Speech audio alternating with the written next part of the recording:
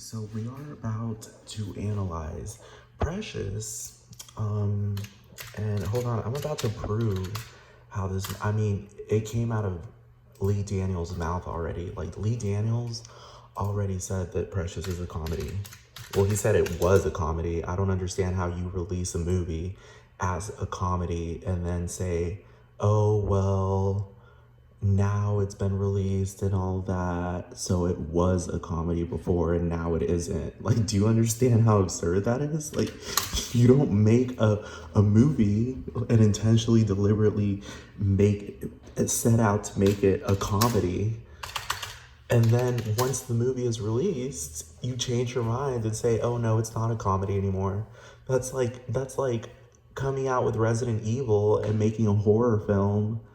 What do you call, what's a horror film, like The Exorcist or something, coming out with The Exorcist and saying like this was supposed to be a horror film but now it isn't anymore, like it's a love story. Like, do you see how absurd that is? Hold on. Hold on.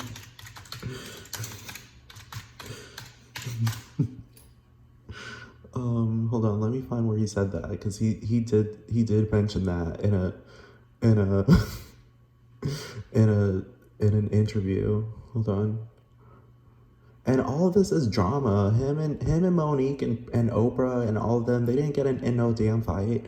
They're just acting. They're just fucking acting. They're engaging in absurd theater. That's all they ever do.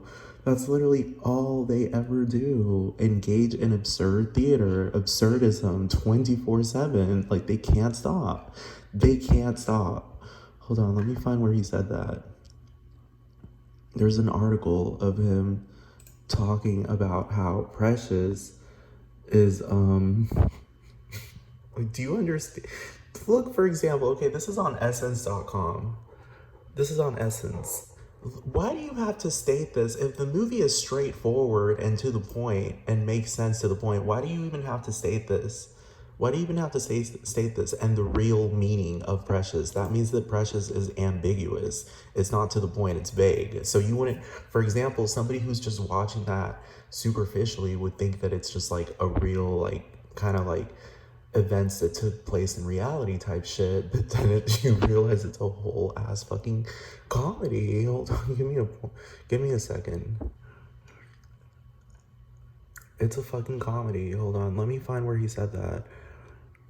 There is hold on, I went on Bing. I think this is Bing. Hold on, let me go on Google.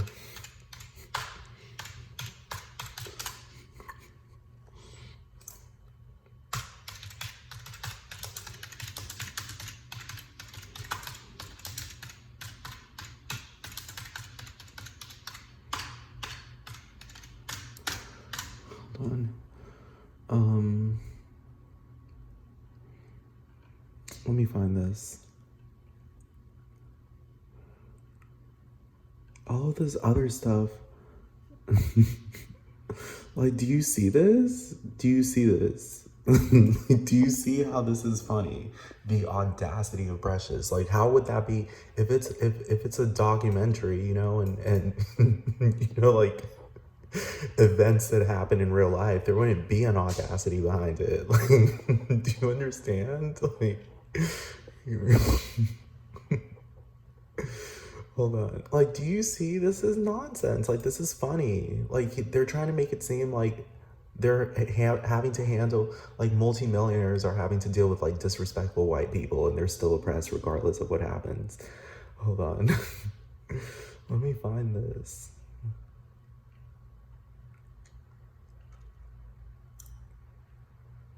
Like, do you see this? This is nonsense. Like, they don't do this. He's just, they're all just engaging in theater, absurdist theater. Like, no, what do you mean white executives found Miss Pat show too black? As if they don't come out with, like, what? I ain't even gonna get into that. Like, hold on. I'm looking for this interview where Lee Daniels called it a comedy. Hold on.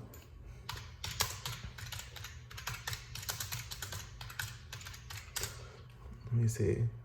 I mean, look at, I'm not the only one asking. I love how it says, what is the point of the movie Precious? Obviously, because, like, Like, obviously, this something's up here. Hold on. Like, do you see this? Somebody wrote this. Somebody wrote this. Precious, based on the movie Female Trouble by John Waters.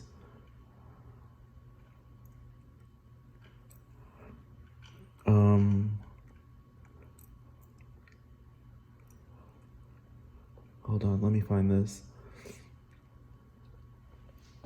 Like this, if you watch this, if you read this, I'm not gonna read all of this, but it's talking about, hold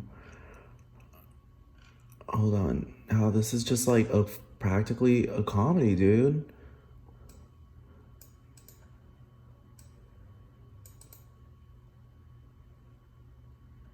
Hold on.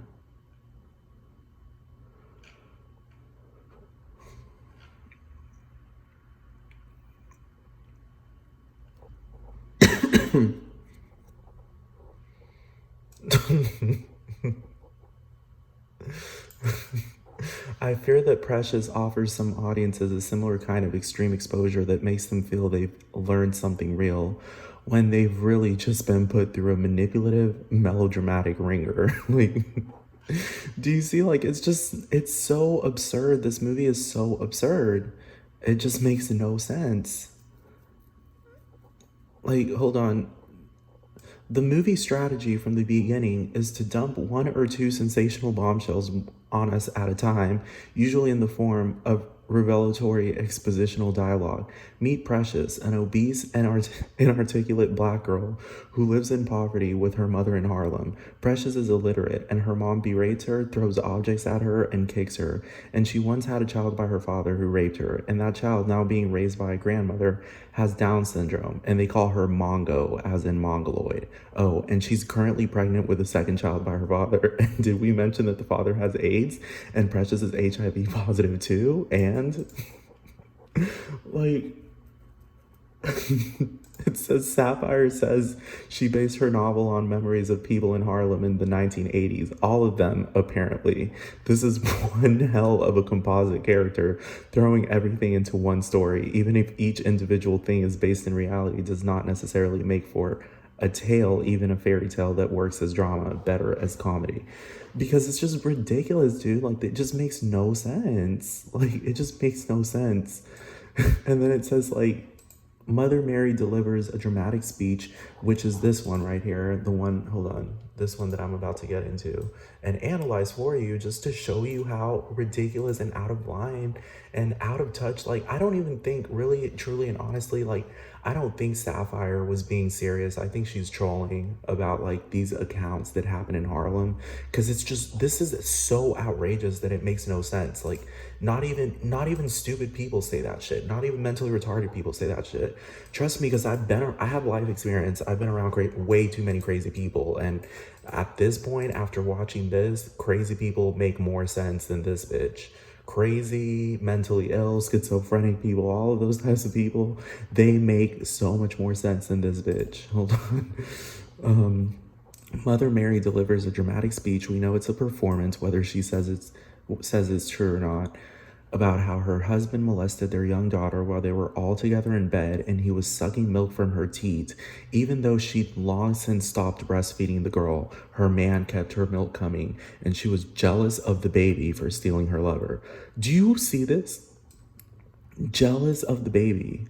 Like, that sounds like Lovely Peaches. Like, anyway, so that's effed up no matter how you sliced it.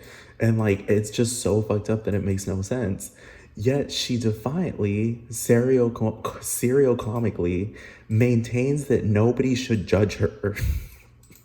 Precious, however, certainly does, and the counselor, Miss Wise, definitely does, exiting the scene as though she's about to vomit. Don't blame her. And the movie absolutely sure as hell does. Mary is rightly condemned to movie hell, non-existent, when Precious tells Mary she won't be seeing them anymore. It's meant to be a breakthrough. Precious walks out, the newly self-realized teenager. Do you see how absurd it is? Like, absurd it is? Like, she walks out by herself, Precious, at the end of this scene. as a teenager. Like, you don't just let a minor go out into the street by herself with a whole bunch of kids without like even helping her like get shelter. And that's essentially what happened in this movie. Like, she just walked out, and there's no like explicit statement as to what really happened. Like, did she find a new home? Did she, like, what happened? She just straight up walked out with her kids and just went homeless. Like, when Precious tells Mary she won't be seeing them, it's meant to be a breakthrough. Precious, blah, blah, blah, carrying her babies into the street for a speciously triumphant finale as she marches off to what? Like, do you see? Do you see what I'm talking about? It's a good place to end the story. Actually, like, it's just ridiculous. Like, here it is on the serious side. Precious avoids the risk of getting too serious. The movie is more successful at comedy than at pathos because everything stays right on the surface, spelled out in narration, dialogue, and plotting. Presenting Precious's parents as freak show monsters is about as deep and dark as it gets. Except for a few brief impressionistic flashbacks, the movie doesn't dare dig into Precious's emotional past, her feelings toward her pedophile slash rapist Paris father, or what the dynamics of the household were like between rapes when he was living there. Yeah, like, it just doesn't, it makes no sense, dude. Like, it just makes no sense. And this, like, do you see, this is the shit, like, this doesn't happen in real life. Like, dude, I have never in my life seen anyone, not even, like, even evil kids, like, laughing at a baby, at a fucking newborn baby wrapped up in blood. And just, like, there's a scene where one of the classmates just burst out laughing. Like, it's just fucking hilarious. Like, what? One of the girls finds it contagiously hilarious, especially when everybody realizes the blood isn't the baby's, just Precious's. Like, what? Do you understand what I'm talking about? Like, that's just not even funny at all. And she bursted out laughing. And I love how, yes, like, exactly, like Tyler Perry's Medea movies, or say the swaggering Southern tragicomedy Steel Magnolias, Precious, based on the novel Push by Sapphire. And mind you, this movie, Precious, was funded by, it says it in the intro of the movie, it's funded by Oprah Winfrey and Tyler Perry, one of the big time trolls. You can't have Tyler Perry. Hold on, let me find a picture of them just to show you. This is the trio of trouble. This is the trio of trouble. You can't have them together and have seriousness. You can't. They might present themselves as serious and wearing formal clothing and looking like flat out superintendents from like independent school districts, but they're engaging in absurdist theater. You can't have this trio together. And I love how there are no pictures of them, all three of them together. Maybe they might have contacted Google and told them, like, don't expose us, because when all three of us get together, it's about to go down. Like, you get, like, do you see what I'm talking about? Like, Oprah and Tyler, like, just superficially, if you ran into these people, you think of, like, these people are just like professional, like, they're down, like, you know, they're down to business, no nonsense, blah blah blah. Like, they can't possibly be theatrical. They're just no nonsense people. They're just like reporting on like real stuff. But no, it's actually the complete opposite. They plan behind the scenes on how to come out as absurdly as possible with a straight face, with straight professional faces, straight no nonsense faces, while delivering absurdist, I'm talking about beyond absurdist context. This is like they come out into society and they look like this. They look like proper, well-suited people that could in no shape or form lie to you about something just so absurd, something so absurd and so over the top that you would sit there and think, wow, they're right. Because I mean, look at the way they're dressed. They're properly manicured. They're you know, they look like well-meaning people. They look like well-meaning people. And then it turns out that they're just engaging in absurdist theater 24/7. So, like, do you see what I'm talking about? Like, you would think, like, they're all well dressed and nobody has, like, the slightest idea. Like, no. Even the audience engages in absurdist theater. Like, they know that they're engaging in absurdism and then they play along with it. They play along with it because they they love how hilarious it is. You can't have the three of them together, because if you want the world to crack in the middle, for there to be this big crack in the middle of the planet, then, like, I swear to God, every time the three of them come together, there's like a shift in the planet's energy, and there's either a tsunami or an earthquake or some big calamity, like some volcano like Krakatoa just blowing up, Pompeii type of disasters. Like, because it's too much. It's too much. It's too much. But anyway, like, I love how it says here, it has the broad, caricaturish sensibility of a drag show. That is not an overstatement. It's right on the point, because Lee Daniels, like, this is straight up, like, it's just outrageous. Like, the movie's just outrageous. That's not necessarily a compliment or a criticism, just the vibe I get from the movie. And if they're not mounting parodies of Precious in West Hollywood bars already, they soon will be, which I'm pretty sure they already have. I'm telling you. Actually, they're already mounting parodies of Precious on TikTok, so that's enough. Like, hold on.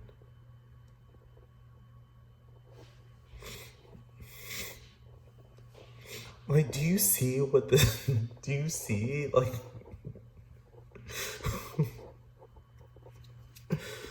do you see this? We get a laugh near the beginning when Precious nearly beats the crap out of a mouthy male student in a class taught by a math teacher on whom she has a crush.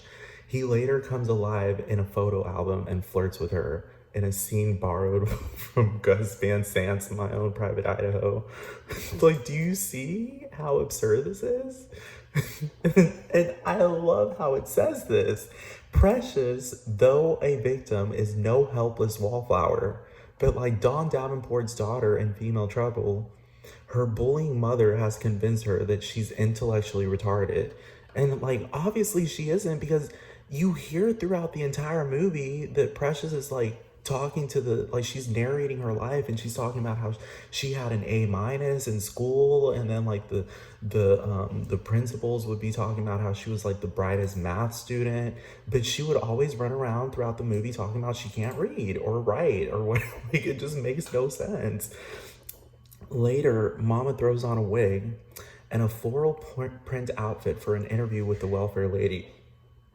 This is 1987, and struggles to control Precious's first incest baby, a Down syndrome child, which she uses as a prop. Like, do you understand? Seen anything like that recently? It's a pure water scene with Mama dressing herself up and talking nice and sweet to get her money, all the while barely repressing her rage, though not for long, at the innocent child she can't control. Tragedy played as farce. Like, do you understand? Precious, no, I'm not saying that Precious plays only as a broad black comedy, or that I spent most of my time laughing with or at it. I am, exactly. It says, but the humor does sometimes keep it from being unbearable to watch. Like, do you understand what I'm talking about? Like, there's too much humor up in this damn movie. Like, still, the cartoonish glimpse of 300-pound Mama giving Divine's Babs Johnson from Pink Flamingos a run for her money in the quest for a title of filthiest person in the world, waddling down the hall in her slip, awkwardly carrying a bulky portable television set, is appallingly gasp out loud funny, because it, like, do you understand? Like, do you understand? It just makes no sense. Like, it just makes no sense. Like, that scene where she throws the TV at Precious, like, it's like, number one, it's implying that she already knew.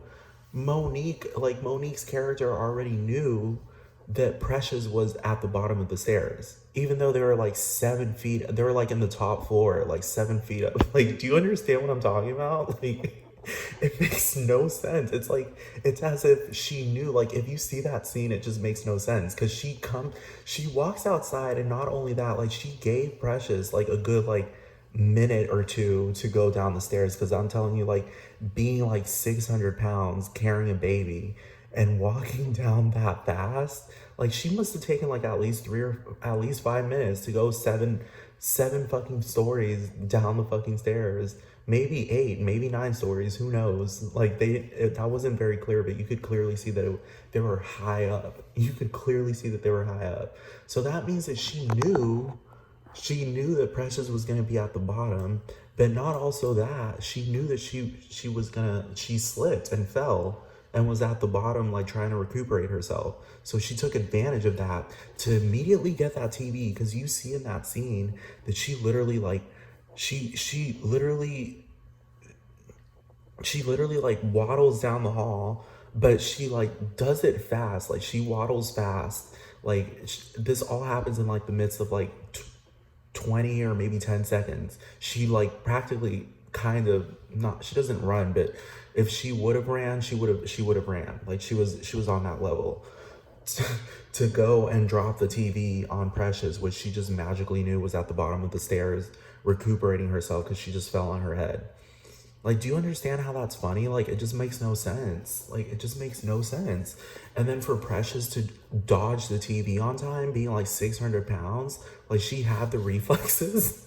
She has the reflexes with 600 pounds to just like dodge it, like she's like Tomb Raider or something, or like Jill Valentine or some shit, like, or like she's in the Matrix or something. So it's just, hold on. So I'm about to show y'all how else this movie is funny. Hold on.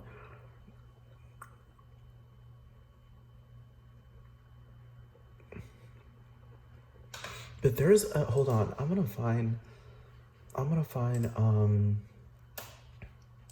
where this, because I did see an article where what's his name? Lee Daniels was talking flat out. Here it is. Like, this is what I'm talking about. Like, do you understand how, like, this is flat out absurd?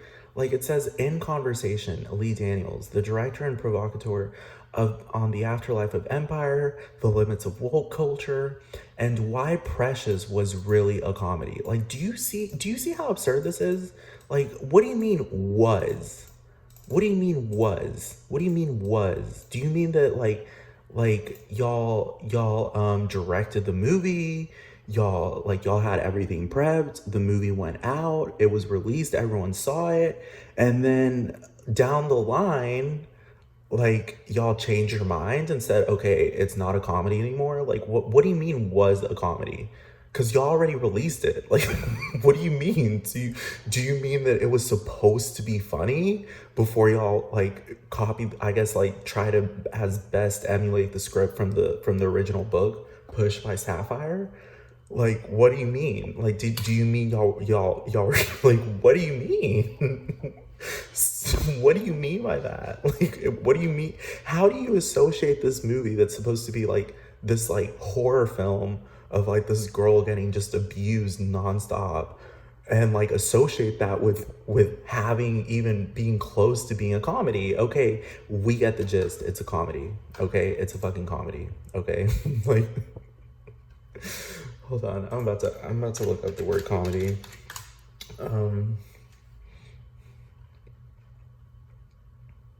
Yes, it's fucking high camp. That movie is definitely camp.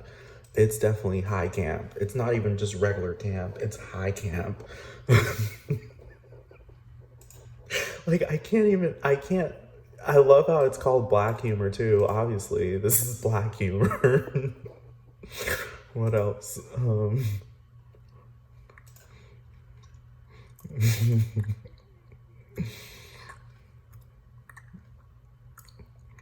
Okay, so we're about to get into this. So, hold on. So I can talk about how analyze this and debunk how it's funny. Hey, Mrs. Johnston, let's talk about the abuse. There wasn't no drugs in my house. I didn't play that. There wasn't no drugs in my house. Precious, no, I would whoop her ass if she gonna bring some drugs up in my house. You know what I'm talking about. Like, do you see how this entire scene is filled, like packed and filled with like double, triple entendres? Like it's like filled, like you look at it and get like more than one meaning from like what she's saying. And like I feel like that was deliberately done because I'm telling you, if it was straightforward and to the point, there wouldn't be such a thing as a double entendre. Like, do you understand what I mean? That's why it's hilarious. So, like, you don't take, when things are to the point and they're no nonsense and matter of fact, like, you don't get double entendres. So, if this woman, if, like, you know, Monique's character, if she was really like what do you call it, like if this was really a serious movie that was like documenting like like experiences of abuse like that, like this wouldn't be like, it would get to the point and Mary would really be like crying or whatever, and just like she would really be like mentally retarded. Like this is the thing about mentally retarded people, or like mentally ill people, like they, like you don't get double entendres from them whenever they're speaking. Like, do you understand what I mean? Because they're not being melodramatic or trying to manipulate a situation. Like they're just like they're just flat out, like you can tell flat out that they're mentally ill, because they, number one, they don't make any sense, but also simultaneously it's not funny. What they're saying is just not funny at all. It's not funny because it's sad more than anything. It's sad. It just makes no sense. But this isn't like, dude, like this is the thing. You can tell when someone's mentally ill.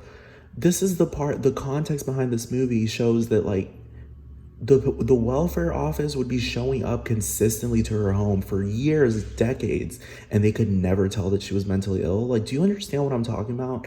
Things like this in the real world, they get talked about and like they get proper help. Like, and this movie just makes no sense. Hold on. And the fact that she just went straight to the point and said she didn't have no drugs up in my house. What do you mean? What do you, like, she never mentioned, like, what, like, do you understand what I'm talking about? Like, it just makes no sense. Like, I'm not saying she's mentally ill. I'm saying that she's completely sane because she knows how to be theatrical. Mentally ill people, they don't know how to do that. It's too hard for them. Like, I'm referring to specific sexual and physical acts. like she knew damn well that that's what she brought her in there for. Like, do you understand why that's funny? Like, she's not mentally ill. She knows damn well she's trying to manipulate the situation. She knows damn well that she got brought in there because fucking, like, what else? Like, like, obviously, like, you can clearly see that Precious is there because she told on her. She didn't bring her into that office to say, like, to say that Precious brought drugs in the house. Like, what?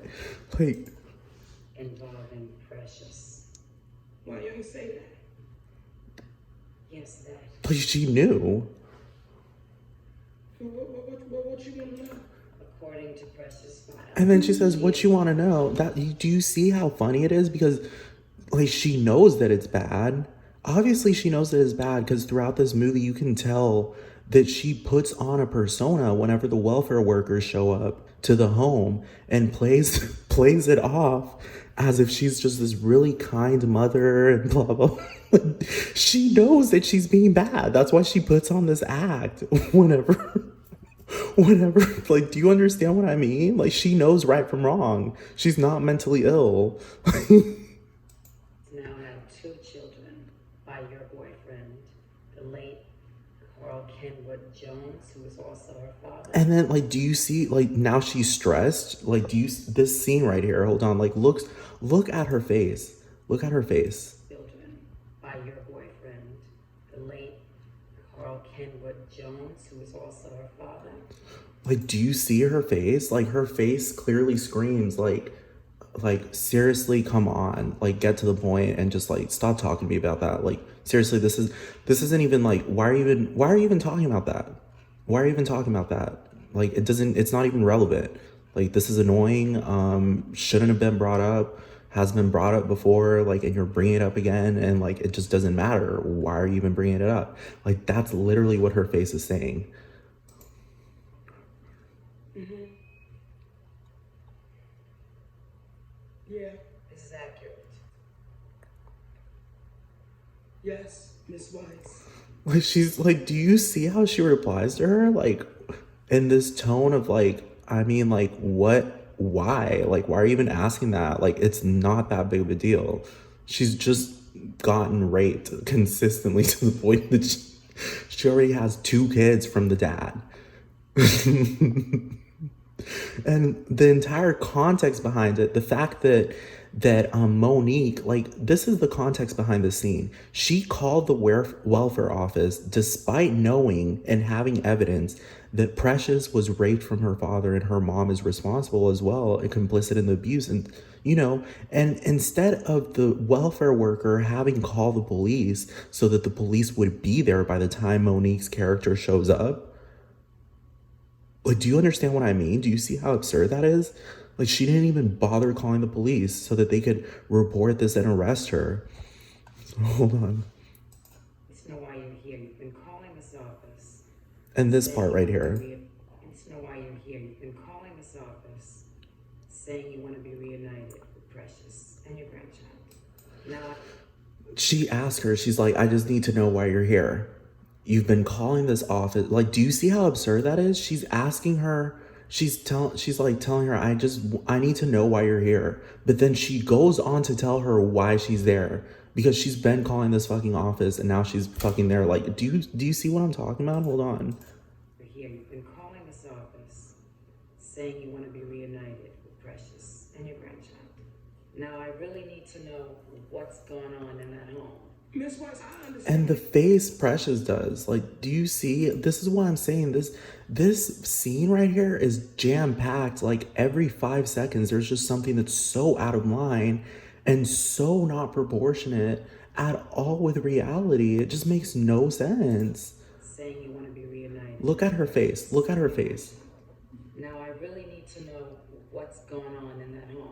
Miss Weiss, I understand. Like that makes no sense. Like her face, her reactions. Someone who's been raped consistently like that wouldn't be reacting like that. They would be fucking literally just like, they would break down right there. And Precious just like, she's just holding it together. Like, I guess the message they're trying to give off is that she's a strong, independent, educated, like, Black woman. Like, do you know what I'm talking about? Like, fearless Black woman taking on the world. Like, But I'm just telling you, you said I've been calling here and I've been wanting to see Precious and my grandson. You goddamn right I want to see him because they belong to me. Okay? Now, there was a time Precious had everything and I done told her that. And me and Carl, we love Precious. And you need to know that. We love Precious and we had dreams. Precious was do you see how she mentions that? Like, she said, and Mariah doesn't catch her. She just says, she said, we loved Precious. Like, we, in past tense, as in, like, I hate this bitch now. Like, we used to love her. Me and Carl used to love her. Now do you see what I'm talking about? Like, listen closely. She doesn't say we love Precious. She said we loved her. We used to love her. In other words, like, we hate that bitch now. Carl, we love Precious. And you need to know that. We love Precious and we had dreams. Precious was born around the same And this time. part right here, this part is just, who does this? Around the same time Miss West's son got killed. The summertime. She was born the summertime. Remember that? I was born in November. Do you see how absurd that is? Like, how do you forget your only child? And like, clearly you can tell that she knows right from wrong and she has memory throughout this movie. Clearly you can tell that she has memory throughout this movie because later on in this scene, she literally talks about, like, she remembers when Precious first got raped. She has memory, clearly. She remembers that she was 3 years old when it started happening. So how do you remember when that started happening, but you don't remember your fucking child's birthday? And that means that actually means that she just neglected that birth date after, like, however old Precious is here. She's like 17. For an entire 17 years, she just, for like, from the get-go, she just forgot that day. Like, that day isn't significant at all as a mother. Do you see how absurd that is? Your first pregnancy and your first child, you just don't remember the birthday, and then you're off by like months and seasons. Like, you're off by an entire season. You thought she was born in the summertime, and then you compare her birth to tragedy, to some guy getting killed, some random guy getting killed. That's what you remember her birthday as. And then she corrects you and she's just like, I was born in November. In other words, implying that Precious just like never in her entire life knew what a birthday is. And what are we going to assume here? Are we going to assume, because it could have been any day in November. Like, let's just say it wasn't a day that was, what do you call it?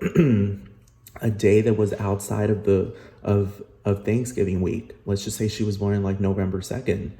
That would imply that Precious also simultaneously, like, they knew her birthday at school. Because let me tell you something, when you're in elementary school, like, the fucking teachers like celebrate the kids' birthdays. Like, they just do that. They just do that. They just remind them that it's their birthday and they say happy birthday or whatever. They give them like some treat or something. I don't know. I think they do that in New York too. Like, I swear to fucking God, like, it's a special day. So, especially for a child. Hold on. November. Yeah. That's right. My Scorpio child. Like, do you see how preposterous this is? My Scorpio child? Like, what is that? That makes no sense. That makes no sense. My Scorpio child? Like, the way she says that is as if she has other children. Like, she uses that tone as if she has like 7 other kids.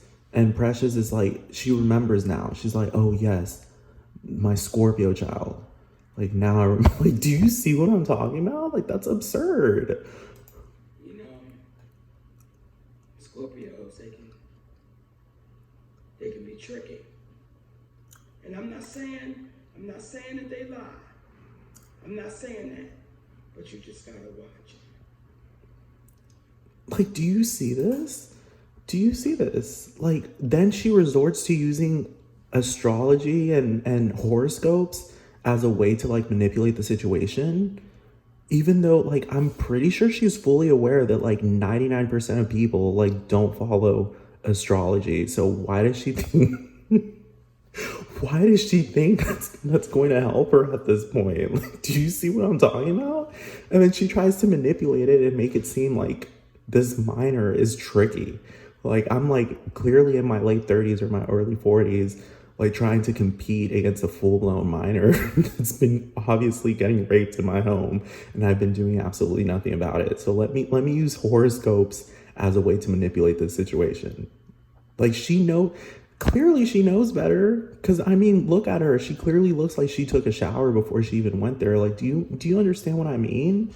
Like, she's not flat out mentally ill like they try to depict her as.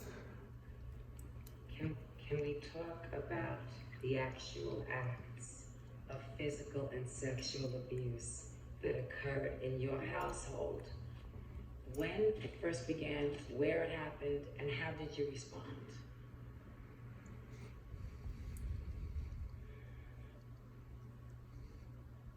Precious was a little girl. Try and remember how old you think she was. She was 3. That's the part I was talking about.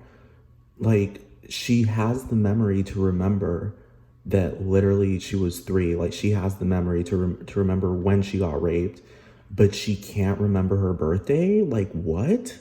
Do you understand? She's clearly indicating that she has memory, but then simultaneously she forgets something that's just so, obviously, I mean, just by the name, she named her Precious. She literally named her Precious. or like Clarice Precious, like her middle name is Precious. What? How do you name someone Precious and then just forget their birthday? Like that just makes no sense. And I had been giving her the bottle. And I was giving Carl the titty because my milk hadn't dried up in my breasts. But not from her, but because Carl was sucking on it. And do you see this scene? Like she's talking about, look at Precious's face, number one.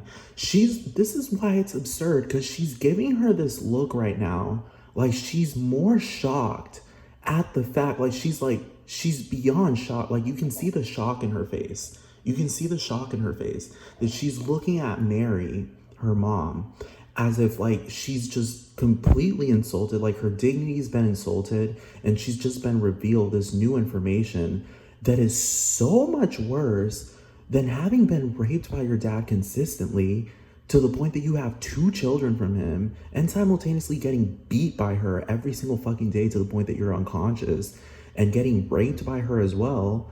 But for her, like now this is shocking news that she gave him titty milk.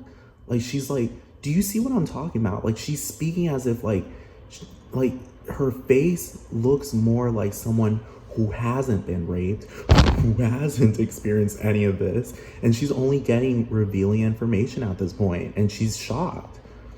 Hold on. Look at my milk and my breasts.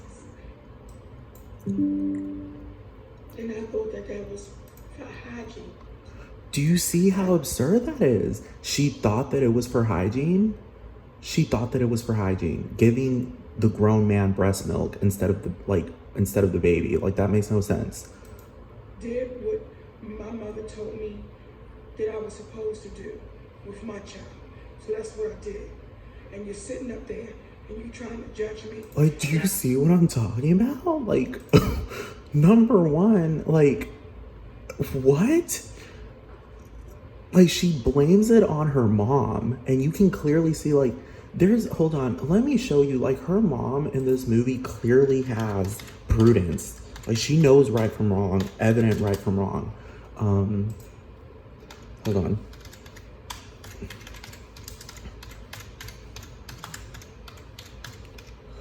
Her mom clearly knows right from wrong. You can obviously tell. Like, for example, let me show you this part. Her mom clearly knows right from wrong, so she's blaming it on the practically the only woman, practically the only person in this absurd movie that knows the difference from right from wrong. How you doing, Precious? That's the mom. Tootsie Brown, my mom over for Town House on David and social media. So it looked like she lived with us.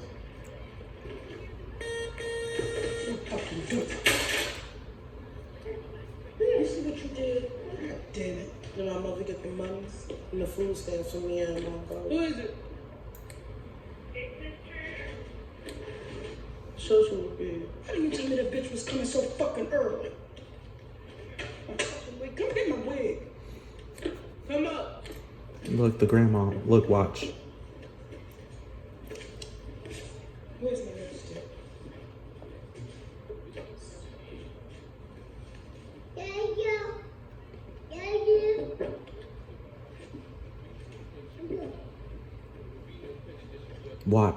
Watch this part. Get off of me. Like, do you see what I'm talking about? Obviously, her mom, Precious's mom, not Precious's, Mary's mom, knows right from wrong. She knows that she shouldn't be treating that child like that. So why would she tell Mary? Why would she tell her, you do realize that your breast milk, it's good for you to give breast milk to your to your man because it's good for hygiene. And it's like, what? Like, do you understand what I mean? She blamed her mom on what she was doing. And it's like, it makes no sense.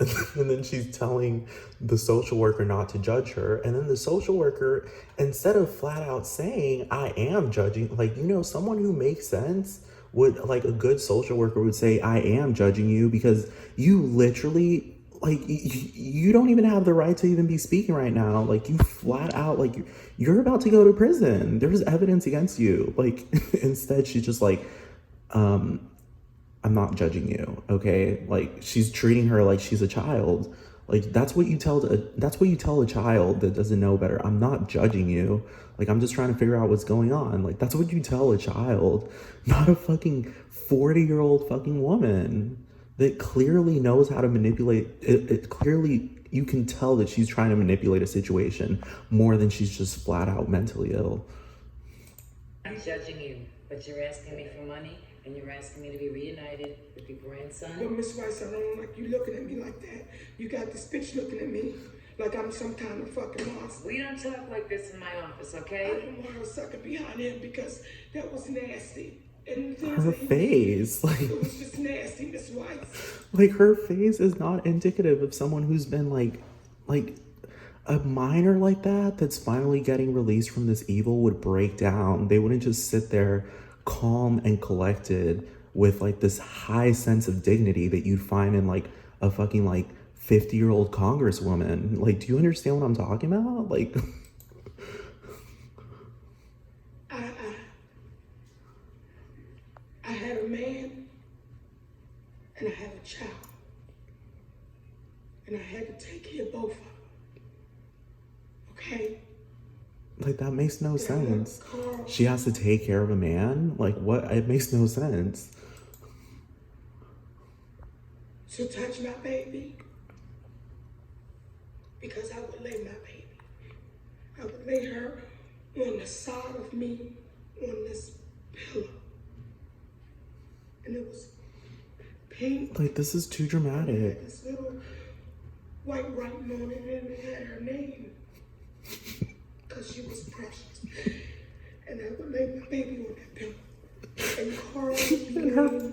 Her face, like, she's looking at her like this is news to her. Like, this is like she didn't live it. She's looking at her like, I can't believe you. Like, you did all of that and I wasn't there. Like, she looks at her more like she just had amnesia throughout this entire, like, that's the face she's giving her. Like, she doesn't remember anything at all up to this point and was kept asleep the entire time. And now she's awake and can tell that she was like doing all this. Like, On the other side.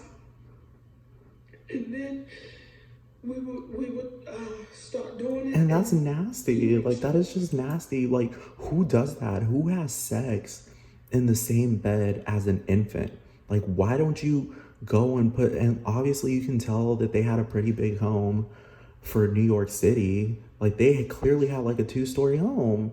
They could have just put Precious in like this crib or something downstairs and had sex upstairs. No, they had to have the infant in the same bed while they were fucking. And he touched my baby. And I asked him, I said, Carl, what are you doing? And he told me to shut my fat ass up, and it was good for her. And what did you do then? I shut my fat ass up. Like, do you see how absurd that is? She's just like, I shut my fat ass up. Like, what? Do you see what I'm talking about? I shut my fat ass up. Like, why? Why do you say that? And number two, how are you getting full-blown fucked in the bed and you have an infant laying right next to you and the man touches the baby? Like, starts touching her? Like, and your first, like, number one, you don't even push him the fuck off of you and say, what the fuck are you doing? Instead, you're just like, what are you doing?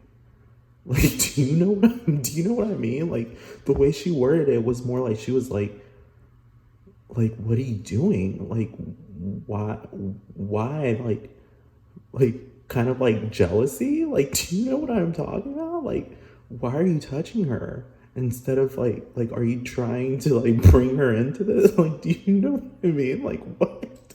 And I don't want you to sit there and judge me, Miss You Weiss. shut up and you let him abuse your daughter. I did not want him to abuse my daughter.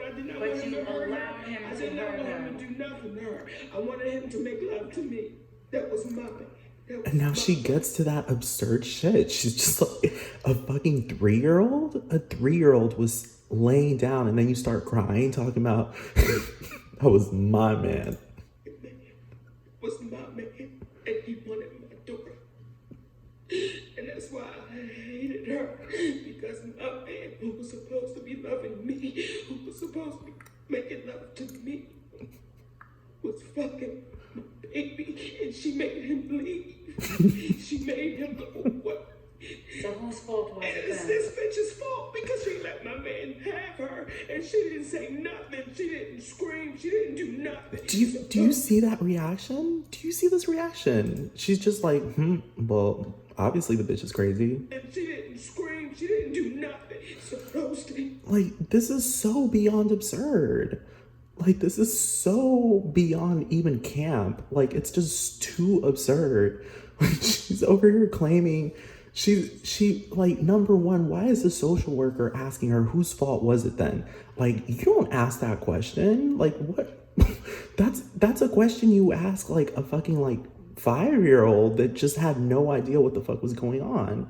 Not a 40-year-old woman. Like, whose fault was it then? And then she's just like, no, it's this bitch's fault, because she didn't say a 3-year-old flat out was raped right in front of me in the same bed. No, she says, oh no, she let him have her. As in, like, she just sat there, she didn't say anything. Like, that doesn't even add up. She didn't move, she didn't say anything, she just sat there and did nothing. For all of these years, she didn't say absolutely anything. Didn't make a noise, didn't say absolute. Like, do you understand how that makes no sense?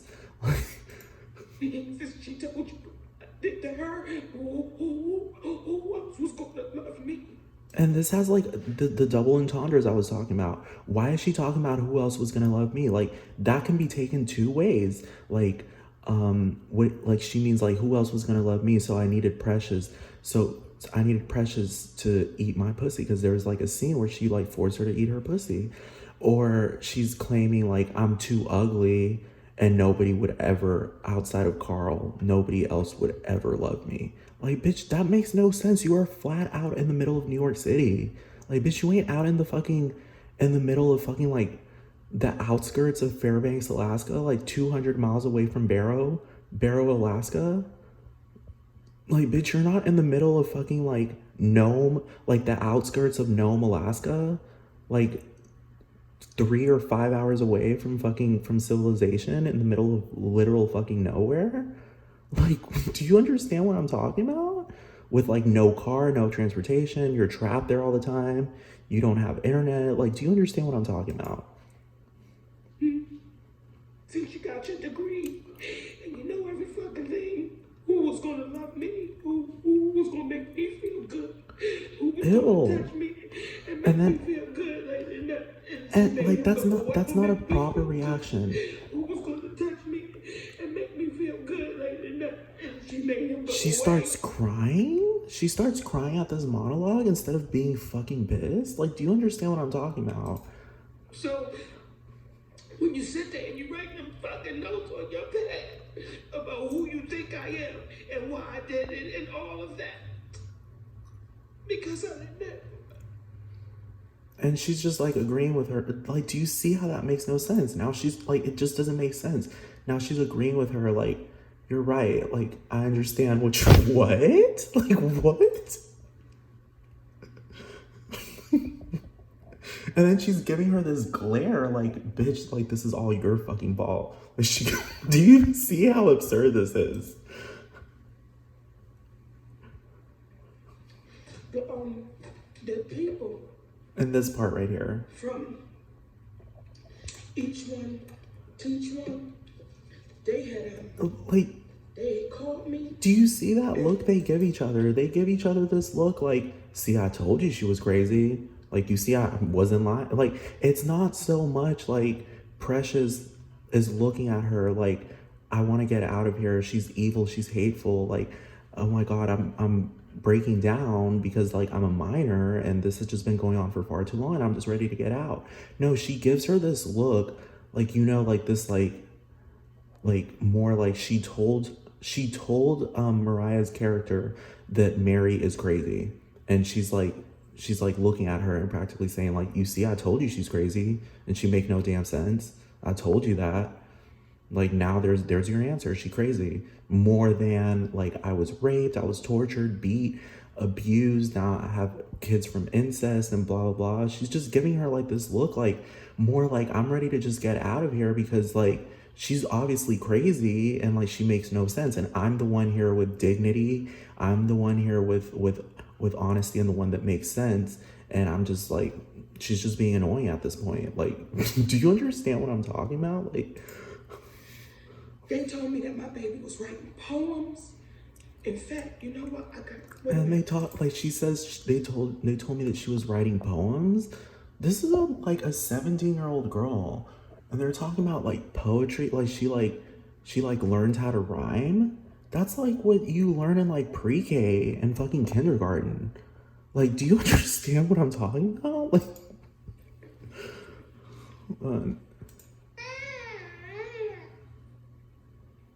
this, like, I'm just telling you, it just makes no sense. And then the fact that she, like, the context behind it, it's like, where did she bring this baby from, the Down syndrome baby? Where was the Down syndrome baby at? Was she in the waiting room all by herself, just sitting there, waiting to be brought in as a prop? Like, do you understand what I'm talking about? Like, where was that baby at? Like, was she in like the waiting area? Is there like a crib in the waiting area? And she just wasn't crying because you didn't hear her in the background screaming or crying, because you can tell that she went out and came back in quickly. So that indicates that there's like a waiting area in the door out here. So like, you didn't hear her screaming and hollering because she's alone in the waiting area. You just didn't hear a single sound. So, like, do you understand how this is comedy? Like, because it doesn't make sense. It's not applicable to life. Yet people are running around calling this movie like real, true life events. It doesn't make any sense. She, like, you didn't even hear a single peep from her. But then when she brings her in, that's when she starts screaming and crying. Like, you would assume that a 3-year-old Down syndrome child that's been left alone in a lobby in a waiting room would be screaming her fucking ass off. Like, I'm just saying, like,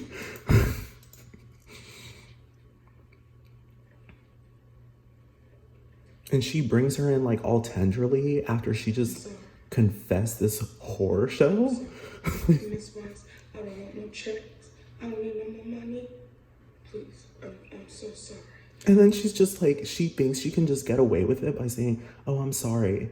Like, and she's and the social worker's just gonna be like, "Oh, okay, you said sorry, so apology accepted." And Precious is just gonna be like, "Yeah, fine." I took that tab test again. And what happened? I scored a 7.8. And the fact that the girl, like, do you see how bad this is? Like, she flat out just says Monique. Like, she flat out says Monique. Last time it was 2.8, but a 7.8. Like, do you see how, like, they didn't even bother cutting that out? 2.8. Putting that test and reading at a 7th and 8th grade level. Next year, high school. After that, college. Do you see how this doesn't add up? Like, what? Like, I'm reading at a 7th and 8th grade level. Well, obviously, girl, like, that's the introduction, the entire introduction of this movie. Like, this movie probably lasted like an entire, like, the span of the movie was like about a year. And she was in 8th grade when the movie started. So, like, and now she's like, but she's like 17. She's like 17 now, and she's about to go to high school. She's about to be a freshman in high school. Like, do you understand what I'm talking about? And then simultaneously, like, throughout the movie, she's narrating and talking about how she had straight A's, and like, even the principal comes over to her house and tells her like, "Oh, you're one of the brightest math students." Like, what? So she's an excelling student that's simultaneously illiterate. In her face. Yeah, I like you too, And this part. but you can't handle me. You can't handle none of this. Like, do you see how this is like a double entendre? Like, Precious is implying that the social worker can't handle this situation. There's like many entendres in this situation. She's practically saying that she's like a stupid ass social worker, obviously, calling that out, obviously, because from the get go, you can tell she couldn't handle the situation because she didn't pull her out of the house from the get go. She just let her do whatever she wanted. And also simultaneously, she's like, because there are fat jokes all over this movie. So it's like her practically saying like, oh, you can't handle all of this business. Like, I'm a big girl. I'm a big girl. You can't handle all this. You can't handle all this jelly. Like, I'm telling you, there are fat jokes littered all over this movie. So you can take that as what she's saying. But also simultaneously, like, she's implying like, you can't handle none of this because like, I'm a free woman, you know, like I'm a free independent woman. There's no reason for you to care about this because I'm the one that can handle this. I'm the one that can move on and strive forward. Even though she's still a minor, she has not reached the age of majority here. She's 17. Like, do you understand what I'm talking about? Like, and then this part, hold on. No, I never knew what you was until this day. Not even after all them things you did. Maybe I was too stupid. Maybe I just didn't want it. You ain't gonna see me no more. Like, did you just hear what she said? She literally said, all of these years, even though you were beating me, I was getting raped, I was getting tortured, I was getting abused at all levels, and clearly, like, I showed a reaction of sadness because I clearly wasn't happy 24/7 in that house.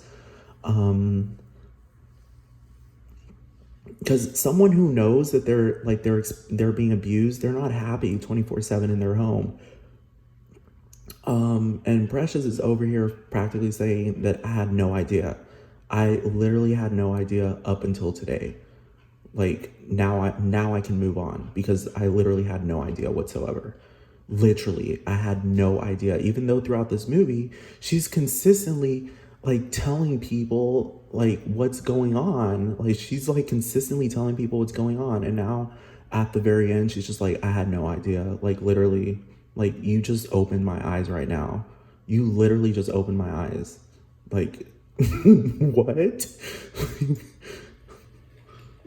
And then this part. Hold on. She says Monique again. She says, Monique, bye. Like, do you see? They can't cut that part off. Please, I didn't want to hurt my baby. Miss Wise, I didn't want to hurt my baby. Not that I would say to him, I would say, God, what you doing? What you doing? What you doing? What you doing? Like, that's the justification she has. She asked him what he was doing. She didn't bother telling him to stop. She would just ask him what he's doing. Can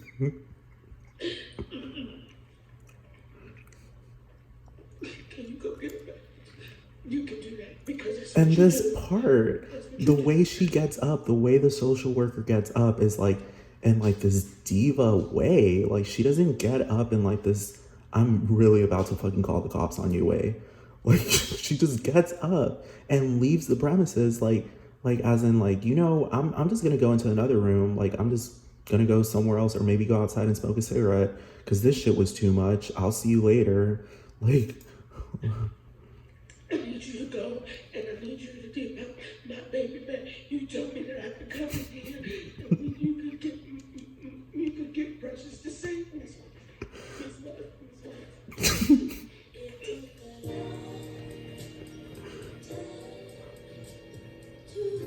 like, do you see what I'm talking about? For Precious Girls Everywhere?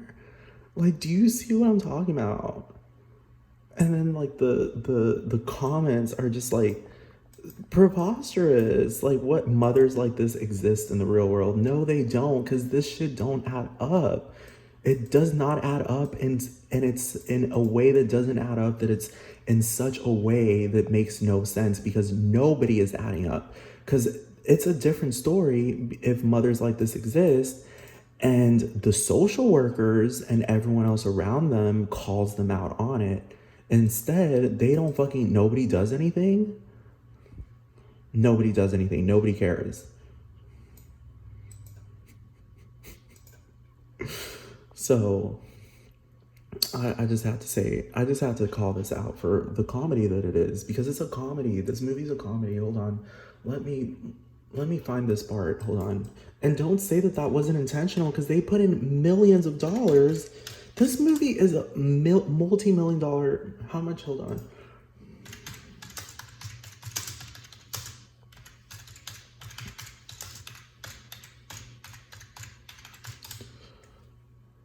Precious movie. Hold on.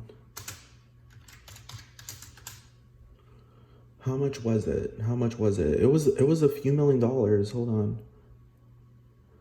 Hold on. How much was it?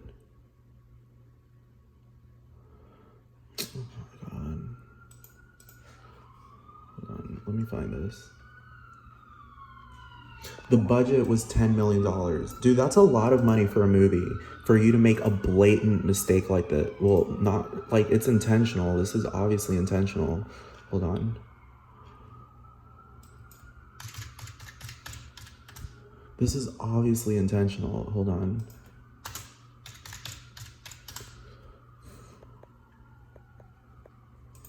Like, hold on.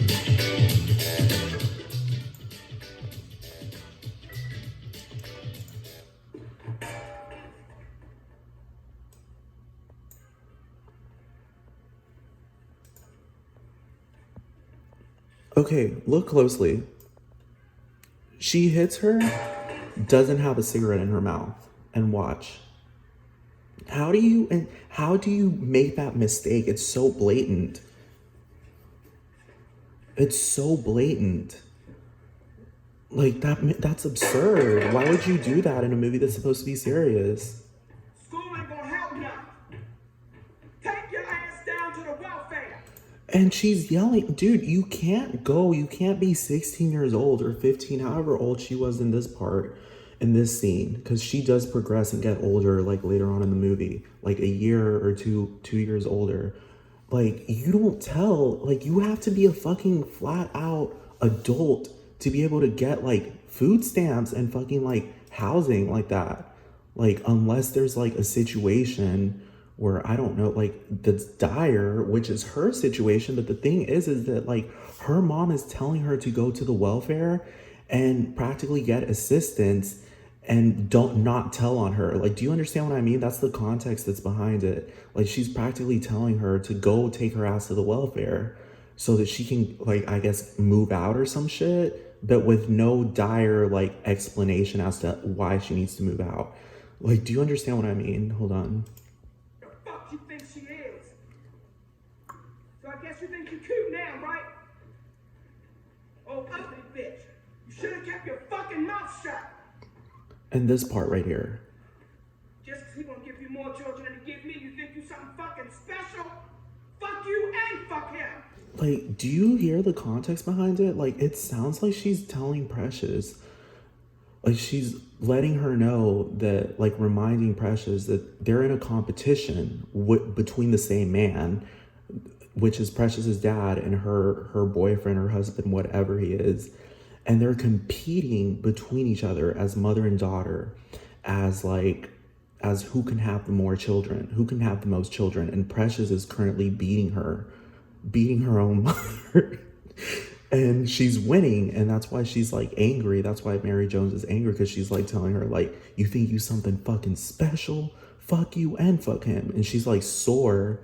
She's mad because she's had more children and she's only had Precious. Like, do you understand how absurd that makes? No sense. Like, not even the most abusive people say that. And the fact that she's like flat out in the middle of New York City, like, that makes no sense.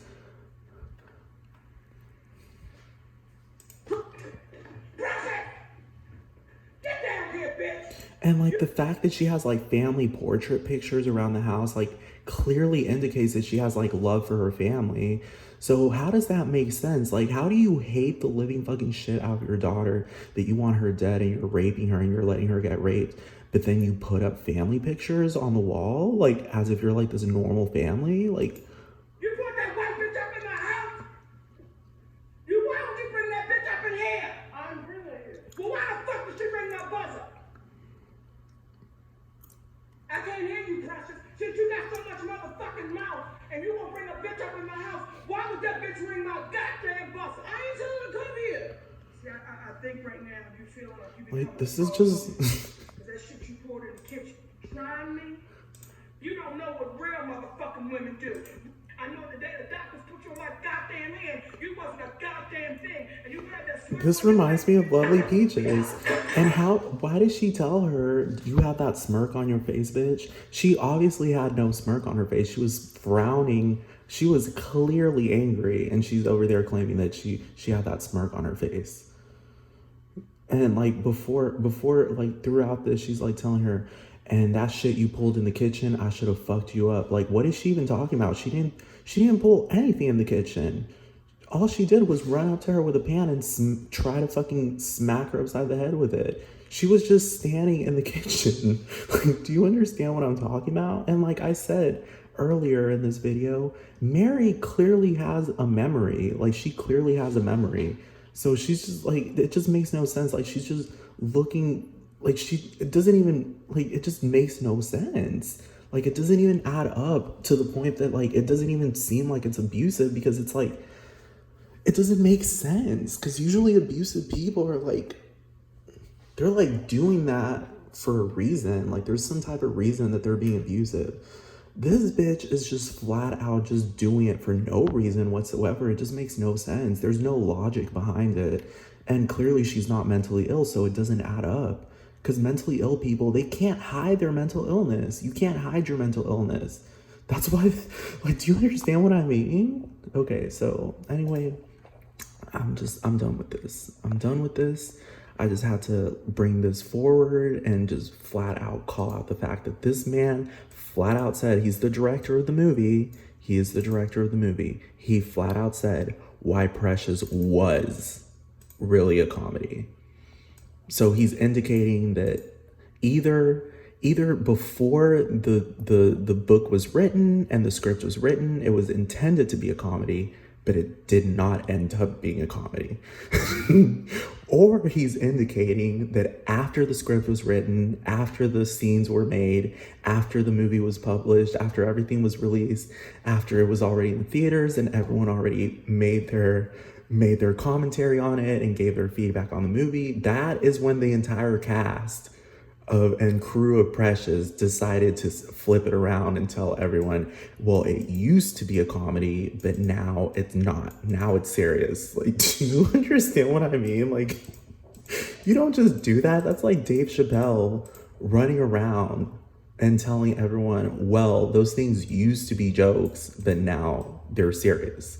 And like, you can't fight against me because like, you just can't. I'm Dave Chappelle and I have the authority here. Do you understand what I mean? Like, do you understand what I mean? Like, do you see this? Like, do you see this? This is what's coming out. Like, this is what's coming out of Lee Daniels' mouth.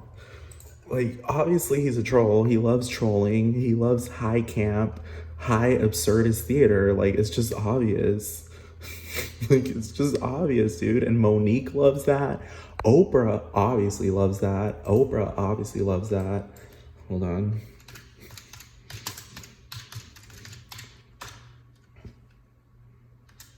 She loves getting with people that love high camp. Like, she loves getting with people that love high camp and absurdist theater. Like, she loves that. Like, for example, like, this is camp. Hold on.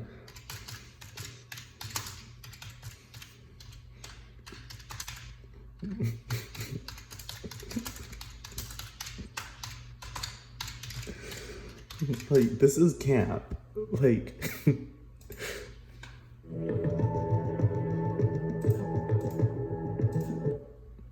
hold on.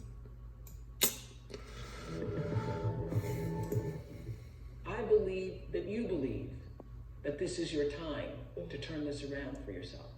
I believe that. Yeah, I believed you when you told me that. it is. Okay. All right. If that is the case, then you are not going to up. And I know you're surprised to hear me say, I actually love it. you're not going to be It's doing excessive. You're not going to be doing that. I need to hear that from you because it helps and it empowers me. Yes. And so you need to cut the. You really do. Okay. Just cut the. Like, do you see what I'm talking about? Like, this is camp. This is camp, dude. Like, Oprah Winfrey speaking to Lindsay Lohan as if she's like some therapist. Like, Oprah Winfrey is not a therapist. Oprah Winfrey is not a therapist. She's not a psychiatrist. She's not a psychologist. She's not a doctor. She's literally, this is what it says on here. Oprah Winfrey, born Orba, or like, do you see, like, she loves camp because she's like, dude, her name is Orba and she like flat out just changed it to Oprah. Like, do you see what I'm talking about? Is an American talk show host, television producer, actress, author, and philanthropist. Like, do you see, like, she's not a doctor. She is not. Hold on. let me, this is a doctor. Hold on. This is a doctor. This is a doctor, okay? This is a doctor. Srini Pillai is assistant professor of psychiatry. Hold on. Is assistant professor of psychiatry part-time at Harvard Medical School after graduating as the overall top medical student in South Africa. Blah, blah, blah, blah, blah. His residency in psychiatry, I don't even have to get much further into it. Like, it's obvious that this man's a doctor. Obviously, he's a professor for doctors. He's an MD, a medical doctor, for crying out fuck out loud. This is on Harvard. This is on Harvard. Oprah Winfrey speaking to Lindsay Lohan as if she's like an experienced therapist and doctor with credentials from like, I don't know, like some top medical school. Do you understand? Do you understand? Like, and then the people that she brings on her show, like Dr. Phil and Dr. Oz, like, do you see what I'm talking about? Like, absurd doctors. Like, this is a doctor. This is a straight up doctor. This person literally teaches, he's a professor for other doctors at Harvard Medical School, for soon to be doctors, people that are studying for their doctorates or their PhDs. That's what he's, and straight up a psychiatry professor. And Oprah Winfrey is over here speaking to Lindsay Lohan as if she's just, and not only that, when there's like HIPAA laws, like, don't you like go to a fucking psychiatrist and just like, it's like a private conversation, like not completely fucking televised, while Lindsay Lohan's like, yes, you're empowering me. Do you see what I'm talking about? Like, and she looks high as hell. Like, it clearly, obviously, the program didn't work because she looks fucked up. Even on 144p, she looks fucked up. Hold on. On you right now for this particular experience, for creating this documentary. At the end of the day, She looks fucked up. My main objective is, to maintain my Like, she looks better now than she did back then. sobriety. Okay. And that's what. And have you been sober since Yes, we I last have. met? Yeah. She doesn't look Hello? sober. Let's celebrate that. That's where you are. Like, what is Oprah, like an Alcoholic Anonymous like counselor? Like, is she like an, like, do you understand what I'm talking about? Like, I just read to you what she is just based off of Wikipedia. She is an American talk show host, a television producer, an actress, an author, and philanthropist. She is not a psychiatrist. She is not a she's not a psychiatrist. She is not a psychologist. She's not a counselor. She's not a consultant. She's not a doctor. Like, do you understand what I'm talking about? Like, She has been dubbed the queen of all media. Like she hasn't been dubbed, like, for example, let me look up Srini Pillai. Look at what Srini Pillai has been dubbed. He's been dubbed a Harvard-trained psychiatrist, brain researcher, certified master executive coach, LinkedIn learning instructor, faculty, Harvard Business School executive. Hold on. Hold on, let me find more. Let me find about he's been dubbed a world-renowned keynote speaker, lecturer, author, consultant, and Harvard-trained psychiatrist. He is known for combining head and heart, figuratively and literally, in an approach to personal development and goal mastery that blends science, spirituality, and horns-grabbing joie de vivre to combat the stresses faced by ambitious and high-achieving people in academia, business, and life. Author, psychiatrist, coach, brain researcher, musician. I mean, like, I've never heard his music, but never provocateur, poet. Okay, like, this is art right here. This is science. This is science, okay? And I mean, like, one could argue that art is correlated with science, but like this is secondary, okay? You have to learn this first before you go to this. Like, do you understand what I mean? Like, for example, you have to learn your ABCs before you learn how to read. Do you understand what I mean? Like, he formerly served as assistant professor of psychiatry part-time at Harvard Medical School and was so obviously, I guess they have to update this Harvard, but either way, it doesn't matter.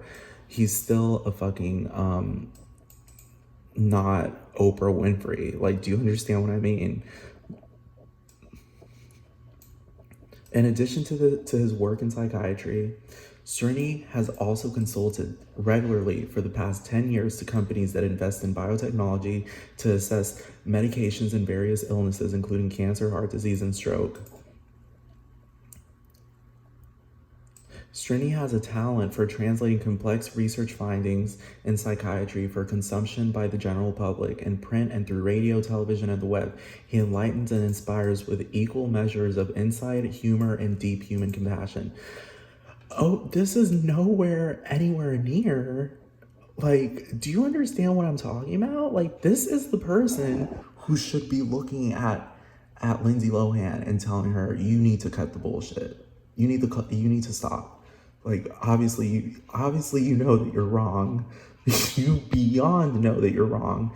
You're a fucking multimillionaire, dude. Like, you know that you're fucking wrong. Like, there's been, like, you have to obviously be smart enough to make that much amount of money unless you win the lottery. Like, you have to obviously have enough type of brains to be able to have that type of money. And don't come at me with that whole, I was just a child actress. No, you need to be a really smart kid to be a child actor. Do you understand?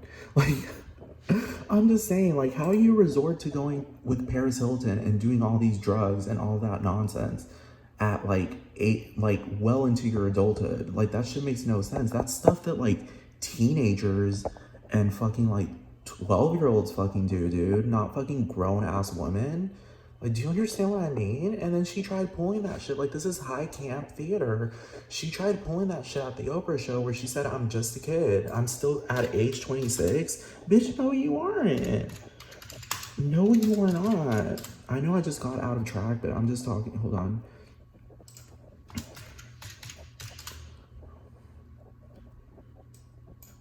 Hold on. I'm not gonna go through all this. I'm just gonna find a link that shows you what I'm talking about.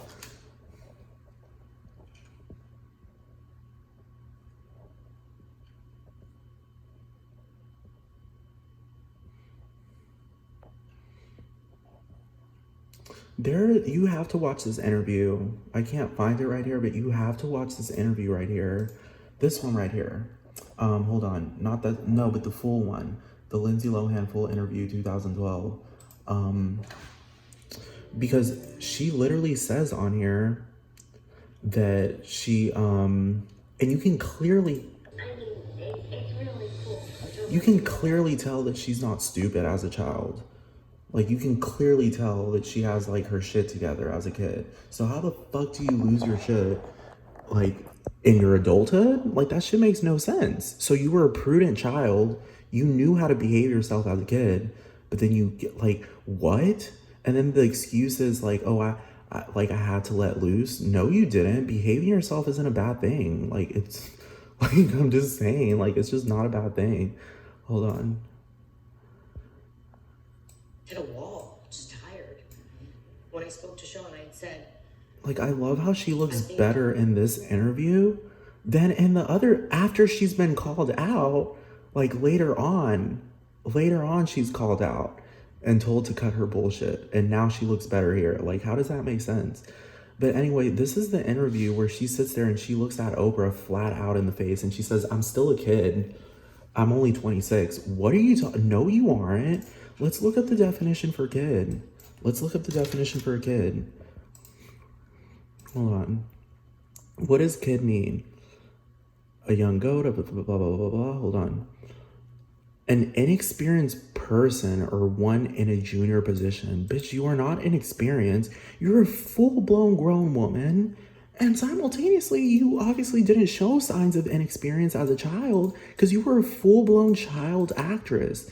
That's not theater. Upholding theater at such a large scale like that as a kid.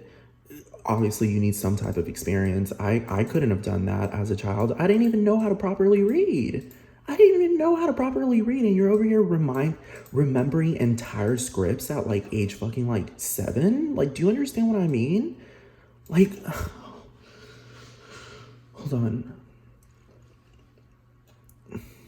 A kid, hold on. I'm not getting good definitions here. Hold on.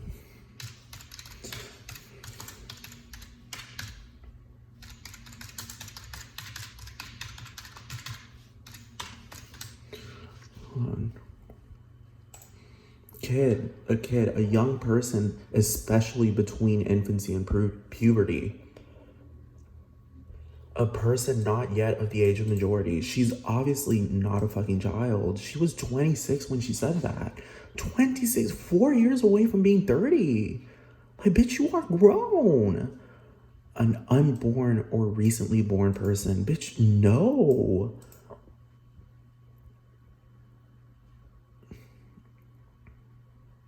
No, you're not a child. Let's look up the synonyms for child. A kid, child, kid, synonyms, kid. A young person who is between infancy and adulthood. You are an adult, girl.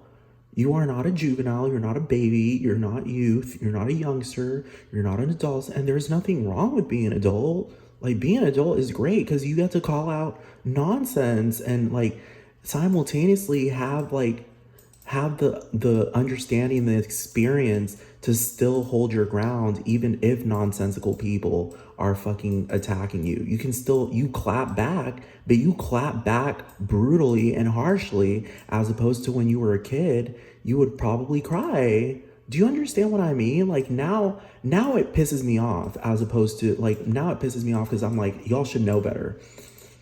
When I was a kid, I would bust out crying. Now it's just like, bitch, like, y'all don't make it. I'm not the one not making sense. Y'all don't even engage in, y'all think y'all are engaging in good theater, but it's annoying theater. So I don't understand. Anyway, so hold on. So you're not an adolescent. You're not a kiddo. You're not a teen. You're not an infant. You're not a toddler.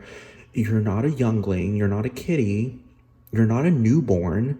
You're not a school child. You're not a kindergartner. You're not a squirt. You're not a school girl. You're not a schoolgirl. You're not a babe. You're not a cherub. You're not a baby. You're not a rascal or rugrat. You're not a preteen. You're not a school kid. You're not a preteen, girl. You're an adult. Like, do you see the antonyms? Adult, grown up, senior citizen. Well, I wouldn't call her senior at this, but she was definitely an adult. Synonyms: infant, baby, kid, toddler. You're not a toddler, bitch. You're a fucking grown up. You're a fucking grown up. You're a grown woman. You're a fucking grown woman. You're fully grown, bitch. Like, what the fuck is this? Like you can clearly see with your own eyes that this is a woman. That is not a child. That is not a child. So I'm just saying, I kind of went off track here because this was supposed to be about Precious, but it ended up being about Lindsay Lohan. But it was just, I'm just calling out the fact that Precious is a comedy and showing evidence as to how Oprah Winfrey in general engages in high camp theater, absurd theater. I'm talking about comedy, consistent comedy where she engages in trolling and keeps a straight face while doing it with other people that like doing it too. Cause she's obviously being theatrical. There's no possible way she isn't. That makes no sense. Same thing goes with Paris Hilton, but I'm telling you, like, it's kind of like it might be high camp, but it's still like it's really annoying. Like, I don't know how to describe it because it's just like, it's only funny when you're like insensitive to pain and simultaneously like, you know better. While I was growing up, I thought that they were being serious. I didn't think they were being theatrical. I didn't think that people were conspiring with the theater. I thought that it was serious. I thought dead fucking serious that these grown ass women were acting like that, like out of just pure heartedness. Like there was no theater behind it. So like, you see, like that shit is bothersome when something isn't flat out explicitly shown as theater because it's like out in the streets, out in society, they're just in a car. They just look like they're normal. You know what I mean? Like they look like they're just normally walking around and being a part of society, as opposed to like, because in my head, like when I thought about theater and acting, I would reserve it to stages and movie screens, like back then. Like, you know, specific places. It wouldn't be like a public performance where the audience isn't necessarily aware, because I wasn't aware. I thought it was real. I thought it was flat out no nonsense. No nonsense. They were being no nonsense, like they didn't give a fuck. We're bitches. We're grown and we're bitches now. Like, we don't give a fuck. No, like I said, that shit you do when you're like 12 and not really like completely aware. Not when you're 26 fucking years old, bitch. Like, what the fuck? 26, bitch? Like, you're and then hold on, and she's still pulling that shit? Hold on. Bitch, like, you know better. Like, she obviously knows better because she only does these things in specific moments. She's like 30 plus here. She's obviously 30 plus years old. And she's over here trying to kidnap a child. Like, do you understand what I'm talking about? Like, this is absurd. And obviously, like, you can tell this is all theater. Like, it's planned. Like, there's no possible way that she went up to this Muslim lady and this is genuine. That Muslim lady obviously knew that it was a joke, so she just she gave into it. She gave into it and punched her. The kid knows. They all know. They're just acting. They're fucking faking it. What do you need? What do you need? You want to see? Obviously, she's laughing because she knows it's fake. The fuck? A real person from the get-go would have been like, back the fuck off. From the get-go, if they really were pissed off. Do you understand what I mean? Do you understand what I mean? Because she came up clearly looking drunk, looking like she don't make no damn sense. And she was laughing. Do you understand how it's theatrical? The kid was in up on it. The mom was in up on it. Don't even claim that the kid didn't know any better, because obviously Lindsay Lohan was a child actress, so why can't another kid be a child actor? And like I said, this is public theater. Like, it's like out in the street theater, like public performance, as opposed to being on a stage. And that's the thing, like whenever I was younger, I didn't even have the knowledge or like the experience to understand that people will deliberately just go out in the streets and engage in theater, and the ones who get it, and the ones that don't, until they do get it later on. Because I'm telling you, like, I had no idea. I had no fucking idea. I thought it was real. Like, this is the way I perceived it. they're like really famous because they're good at acting, or they're good at performing, or they do something, or they're friends with people that are famous or have a lot of money, blah blah. So they are in turn going out into society, and paparazzi are chasing them around while they're engaging in no nonsense partying, like with friends. As opposed, like, now I realize, no, like even the paparazzi is being theatrical. Like they're all playing around. Like they're being theatrical in the, like, you know, like they're being theatrical out in public, but you would assume that it's not theatrical. Like, I don't know how to describe it. Hold on.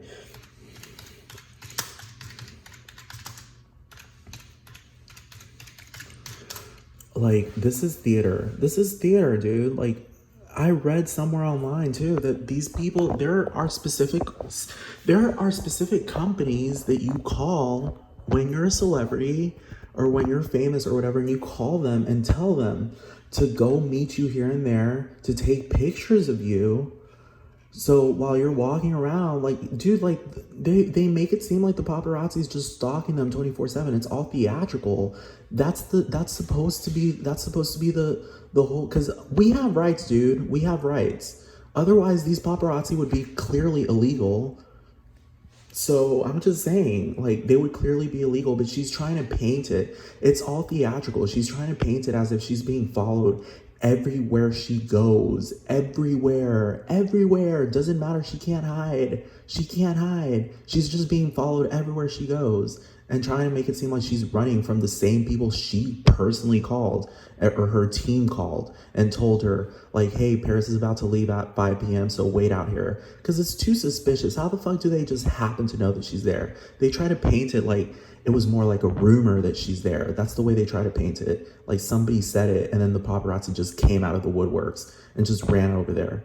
No, that's not how it works. This is all pre-planned and organized. We have rights, dude. People have inalienable rights. You don't just show up and fuck up people like that.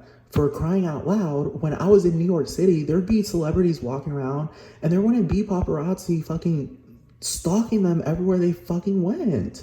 Like, do you understand what I mean? And don't say, oh, that's because it's New York. No, that's because people have rights, and they didn't specifically call the paparazzi while they were there.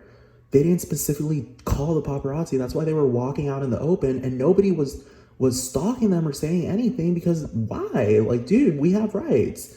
Anyway, so sometimes things can go too she's being dramatic. She's being fake. Even someone as Cameron, Like, she's trying to play it off as if she's like this oppressed girl running from the paparazzi, and then fake acting like she's on the phone. She's not on the phone.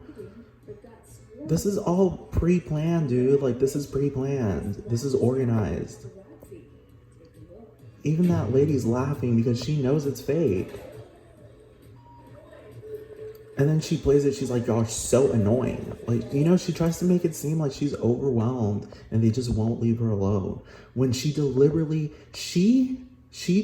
called them, because they're obviously part of like some paparazzi, because these paparazzis, they're part of organizations. Like, they literally are part of organizations. They aren't just like these people that are just like, do you understand what I mean? Like, you have to do studying on paparazzis, because they talk to each other, they all know each other, and they know them too. Paris knows these people. She just fucking acts like she doesn't.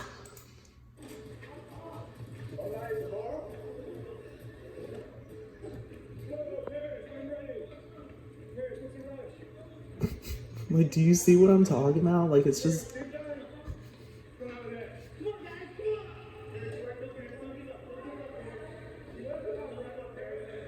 Like, dude, if it wasn't fake and they were really harassing her, people would get involved and be like, leave her alone. Like, the fuck? Like, that's just the way people do.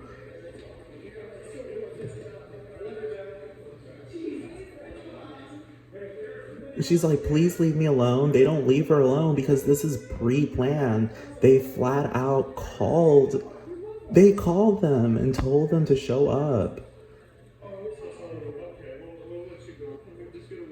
And that they're all acting. All those paparazzi, they're all acting. They're fucking acting like they're harassers and shit.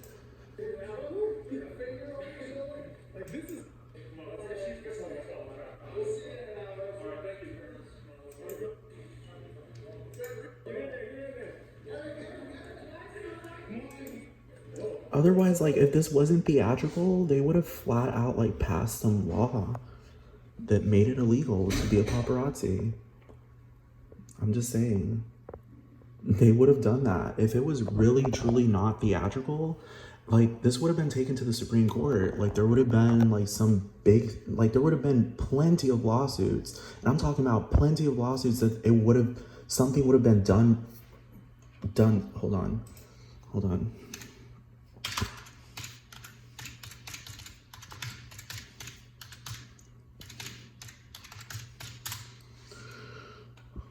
Like, they try to paint them as if they're independent photographers, but they really fucking aren't, dude. Like, they are not independent. They're part of organizations. They just don't flat out tell you that. Hold on.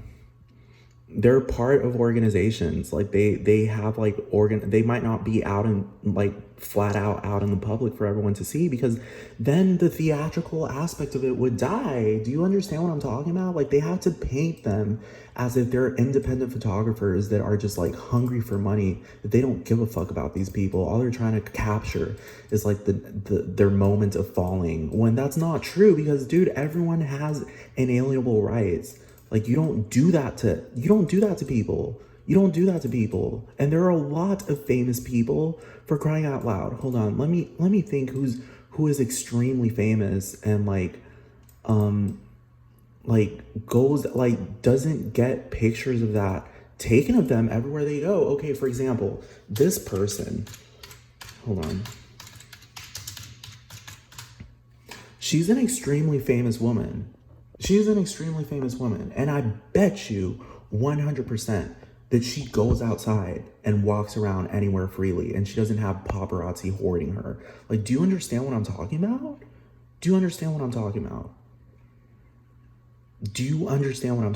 There are so many famous people that I can't even count. And it's only, for some strange reason, it's only happening to these people. No, it's because they call, I can't, hold on. Let me find this.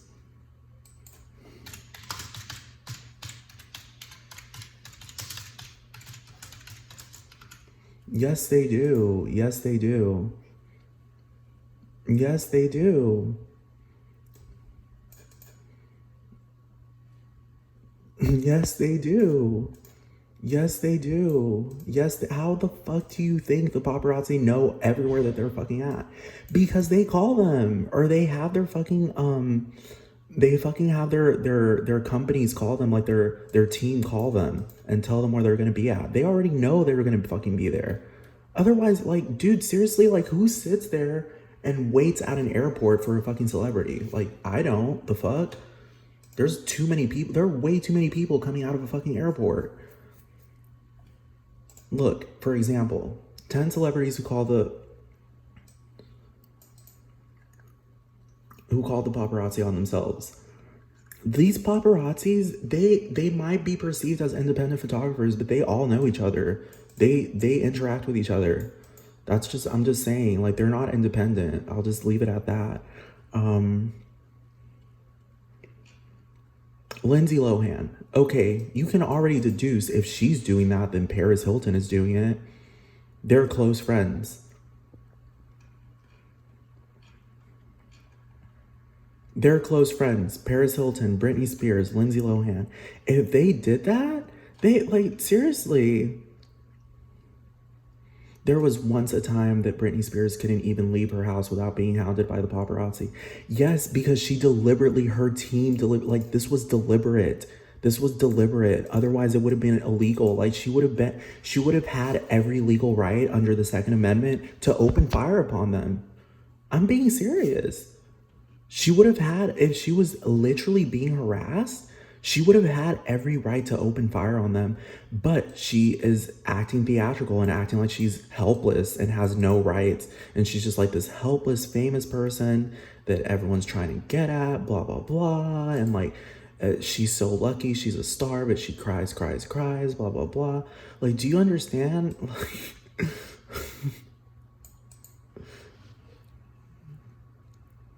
Exactly. It wasn't by pure coincidence that the paparazzi knew she would be in that random salon ready to shave her head.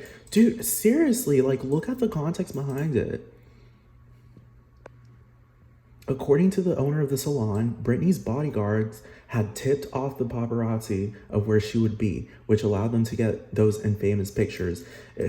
Seriously, like, they knew, she was acting crazy. It's all theater. She was acting crazy. Oh, well, here we go. Here we go. Here we go.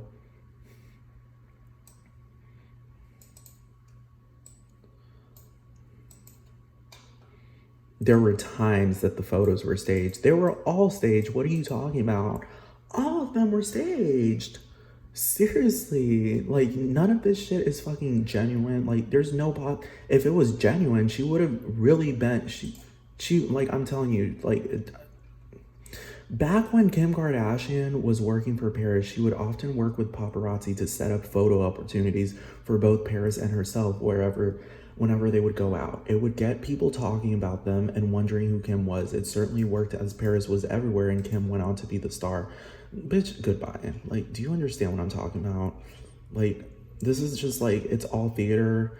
And, like, me personally, from my own personal take, I'm a lot more pissed off than I am happy, because, like, the only way this is permissible, truly, without violating somebody, is if everyone is collectively aware of how theater works.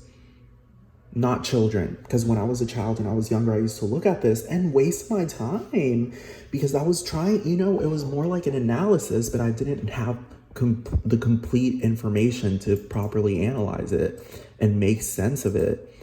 Because I would look at it and I'd be like, wow, like, these people are, like, better than life themselves. Like, I must emulate them in some shape or form in order to be successful in this society and have millions of dollars. Because obviously they're being chased around by everyone. Obviously they're like, everyone cares about them 24/7, and they don't even know them. They've never even seen them in person.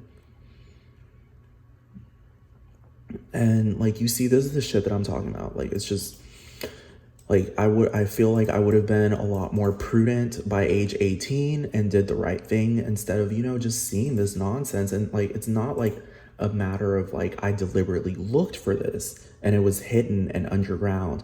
No, it was the mainstream, and it was pop culture all over the place, on television, on magazines. When I would go to bookstores, they'd be there on the covers of magazines, and they'd be on television. And I'm thinking, like, wow, you know, that's impressive, you know, because I don't have cameras around me 24/7. I don't have movies made of me. I don't have music made of me and all this music I can do. Like, I was a child. I was a minor. I didn't have accessibility to all that stuff. But these people, obviously, like, you could tell that they had accessibility since they were kids, because a lot of them were born into money, or they knew somebody that had a lot of money, or they knew somebody that was famous like that. So I just mean, like, to me, they're violating. To everyone else, obviously, like, they're fanatics. They're not violating. Maybe because they can tell it's theater, but that still doesn't make it fair, because nobody flat out calls it. And I'm talking about, and gets to the analytical level. For lack of better description, the only one who really truly in this pop culture world that I can really think of at the top of my head that gets analytical and openly analytical and gives off, like, advice whenever she's talking during interviews about, like, theater, and, you know, just gets deep into it, is Lady Gaga. Like, I'm just being serious. Like, Kim Kardashian doesn't get deep and analytical about theater. Neither does Paris Hilton. Neither does oh, hell no. Like, this bitch is obviously playing it well. The character that she's playing off is this annoying fucking bitch. An annoying fucking bitch. She's obviously playing that character really well, but she never talks about theater. Like, you never hear these people really getting deeply analytical about theater. They just perform. They don't really talk about the behind the scenes and the like, you know, they don't inspire you to read about theater. Like, I'd say, like, the only one that inspired me was fucking Lady Gaga. This bitch definitely never talks about that. I'm being serious. None of these bitches and hoes, none of them talk, like they just act. They simply act and perform, but you never, like you wouldn't think that there's, unless somebody like Lady Gaga came out and spoke about theater and brought the like, you know, the academic part of it and associated it, you know, to it. And, you know, like that's when you start realizing things. Because like I don't know who else to because I don't really know any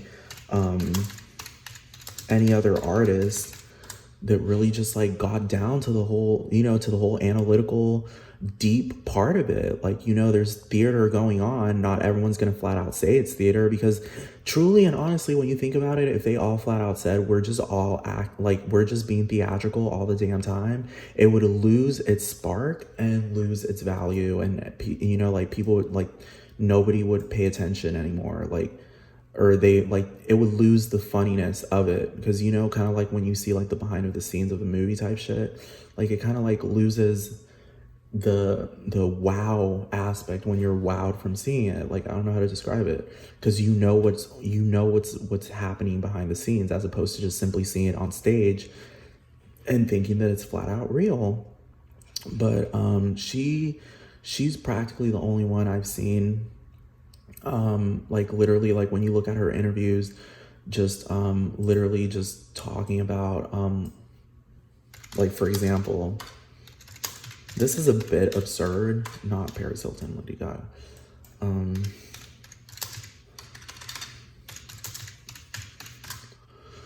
Like, for example, like she talks about stuff that's just like, hold on.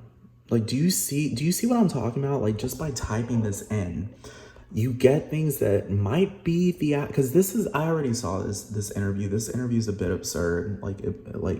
It's a bit absurd. So in turn it's absurd, but this interview, like just look even superficially at it, like there's an analytical aspect to these videos. Like look what comes up. Let me just type in Lady Gaga performance art.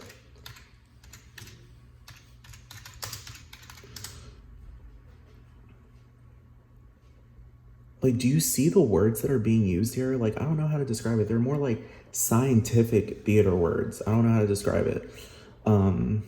This is nonsense. This is nonsense here. Hold on.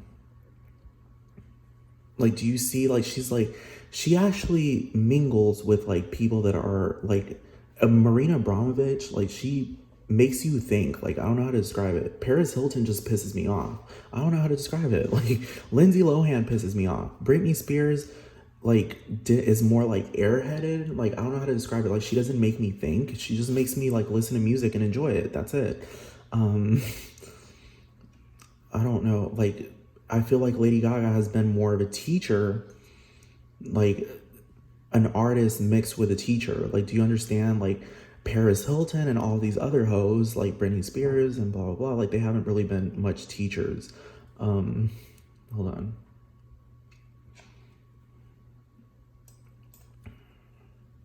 Let me type in interview. Like, do you, like, I don't know how to describe it. It's just that when she's getting interviewed, although some of her interviews are fucking insanely absurd, she does like teach stuff. She does teach stuff. Like she gets analytical about stuff when it comes to art. But then when you see like Paris Hilton interviews, they're all overly like, they're not, you don't get a lesson out of them. It's just like dumb shit. Like it's just consistent dumb shit. Like she doesn't get analytical about anything. She's just all drama 24/7. She doesn't halt in between and say, well, the art of drama, blah, blah, blah, or the art of the psychology of this and the blah, blah, blah. Like doesn't get academic or doctoral or technical about what she's doing. She just acts. She just performs. She doesn't flat out. And it gives off the illusion that she's being serious, as opposed to Lady Gaga, who acts and performs, but simultaneously like tells you like, okay, just to cut the bullshit, I'm acting. Like I'm literally a performance artist. Like I'm doing all of this like as an act. Like she's not being 100% serious. as opposed to Paris Hilton. Like, do you see what I'm talking about? Just the fact that I typed in Paris Hilton interview and it says Paris Hilton versus Lindsay Lohan, full drama. Do you see it's drama? And I used to think before, based on the fact that I didn't even open the dictionary, just because I loved being stupid. No, just because it wasn't intuitive to me. It just wasn't intuitive to me. Full drama, the word drama literally, like, hold on, let me type in synonyms for drama. It's literally the public performance of plays. It's not always public, like literally sometimes it's in the theater, literally in the theater, like in the actual theater on the stage. Do you understand what I mean? I don't believe that the entire world is a stage bullshit, because there is such a thing as being no nonsense and being matter of fact. Like, do you understand what I mean? So no, like, it's not literally always public. So it's theatrics, entertainment. I wouldn't necessarily, like, I'm telling you, wouldn't necessarily always call it entertainment, because it's bothering me, dude. I don't have the money to be entertained by that. Do you understand? Like, it's not like you don't entertain people that are suffering in the audience. Like, do you understand what I mean? Like, if the audience is suffering, how are you entertaining them? Because they're literally experiencing physical pain. That's just what I'm talking about.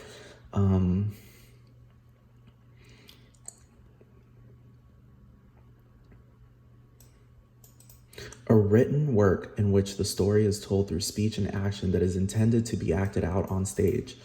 Let me tell you, what is a stage? A level, usually raised surface. Like, do you understand? A stage is very obvious. It's not just like literally the streets and everywhere.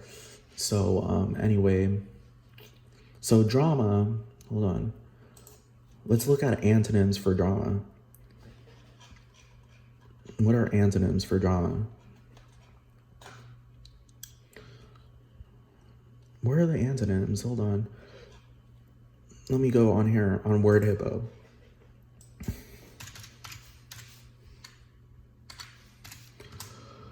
Antonyms. No, these are not antonyms for drama, because comedy is a part of drama. Hold on.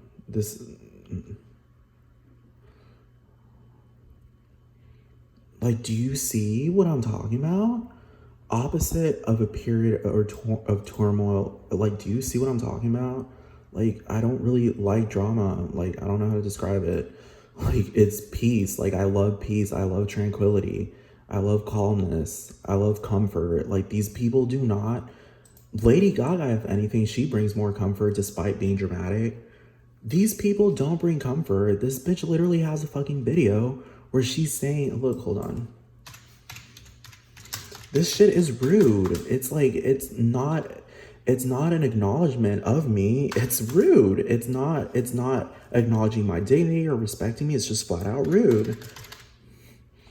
It's just flat out rude. It's drama. It's more drama. It's not a no nonsense apology.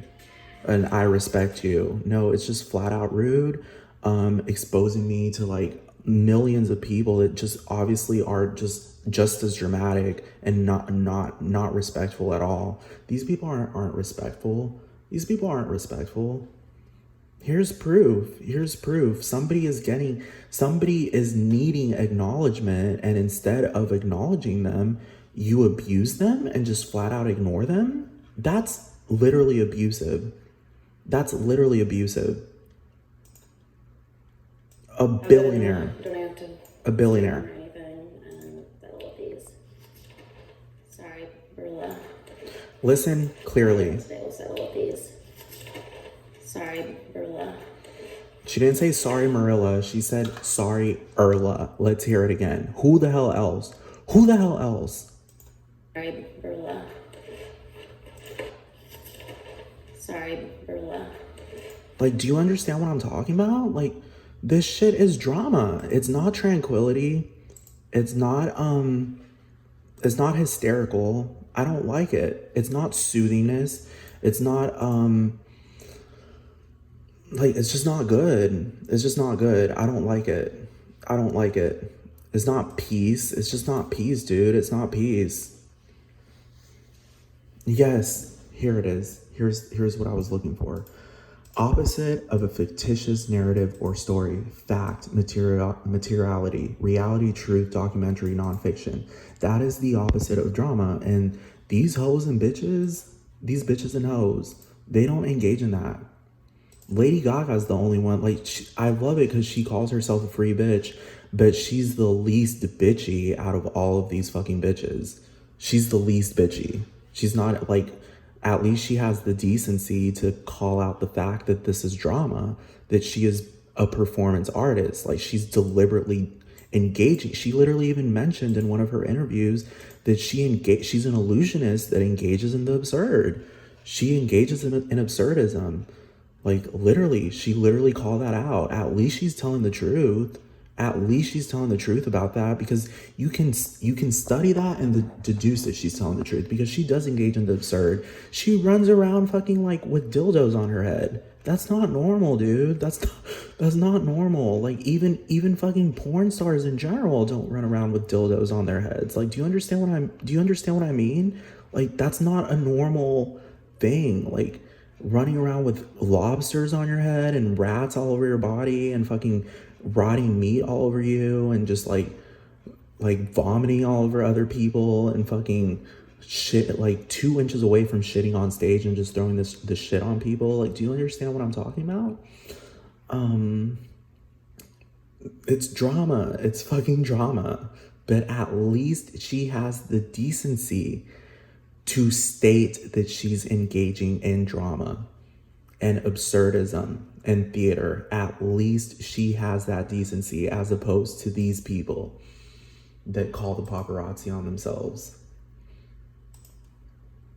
At least she has the decency. And I know people will say like, oh, but I mean, that's pretty see-through that they engage in drama.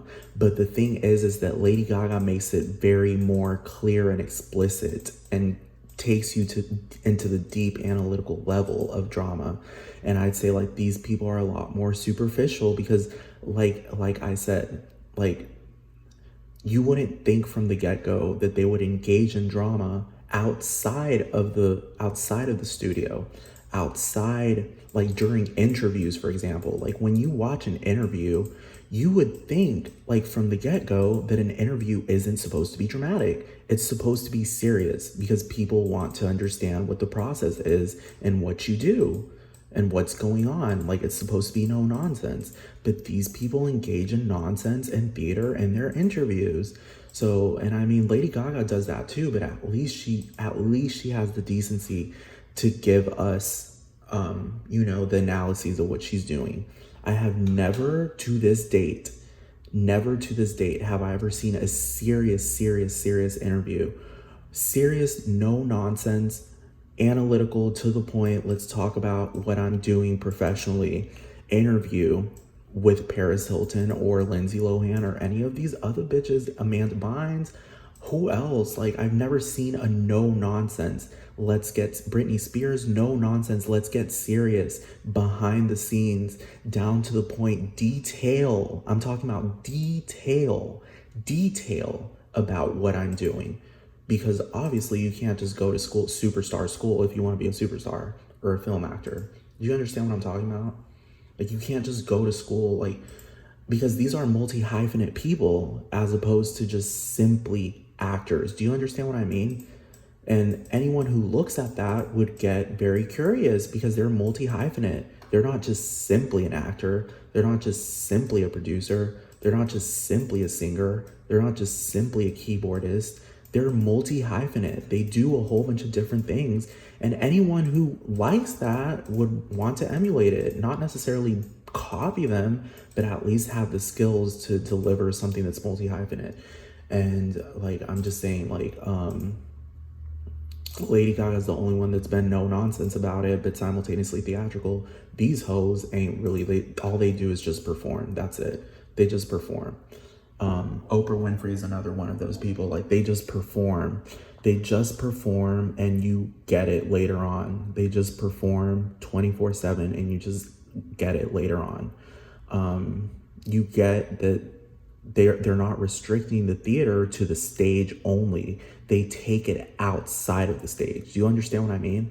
They take it outside of the stage. For example, like they'll record themselves on YouTube in what seems to be like a homely dinner, but you know damn well they have to still be being, I don't know, not so much Oprah, because I've seen her and Gayle King just hanging out, and I feel like that isn't theatrical, because I don't know, they just they look like they're just hanging out, they're just being friends. But like, because I've seen them, you know, like without makeup, just like looking like she looked like a straight up black southern ass grandma. Like, hold on. Like, she looks so down to earth. Like, she didn't look theatrical. Hold on, I'm not gonna use this one. Like this one right here, this picture right here. This picture right here, like she looks like, well, she looks a bit theatrical with those glasses on, because you can tell that she probably doesn't need glasses, because she doesn't wear glasses everywhere she goes. But she's mostly theatrical. Like, she's very theatrical, like most of the time. For crying out loud, she has wigs behind her and she's literally on a backstage. Hold on. But you know, it's very rude for people to say that you should just get it, but it's just like, no, that's not how it works. Some people, it doesn't mean that they don't have eyes. It means that there's so much going on that they don't catch it immediately. There's literally a term for that. Like, some people just don't catch it immediately. That doesn't mean that they're slow. It means that they're on their own track. They're on their own track. Everyone is on their own track. That's why, like, have you ever been to school and realized that children, like, learn at different paces? Because they're on their own track. It doesn't mean that they're stupid. It doesn't mean that they're not smart. It just means that they're on their own fucking track. They have their own lives. So it's rude to show up, like, on my page after you see this bitch talk, you know, bringing me into her bullshit drama when I'm doing everything in my power to be no nonsense so that I can get money and live happily, live in peace, not in drama. Because truly, after having experienced so much drama in my life, I don't like it anymore. Actually, I never even really truly liked it to begin with, because I thought it was real, and it's just fake, and it's still stupid because y'all are engaging in rude drama. Like, y'all are being rude. Y'all aren't engaging in nice drama. Like, I don't know how to describe it. Like, y'all just do absurd shit and prolong agony, even though someone has asked for help consistently online. And instead, what y'all do is just, like, act like I'm not non-existent, despite somebody having mentioned my name on a video that has 5.6 million views, and absolutely nobody in these 30,476 comments mentions absolutely anything about it. And the thing is that they think it's funny. They think it's fucking funny. Because I've had idiots show up on my fucking page talking about how I should just stop talking about Paris Hilton. Number one, I'm not getting paid for any of this. So what are you talking about?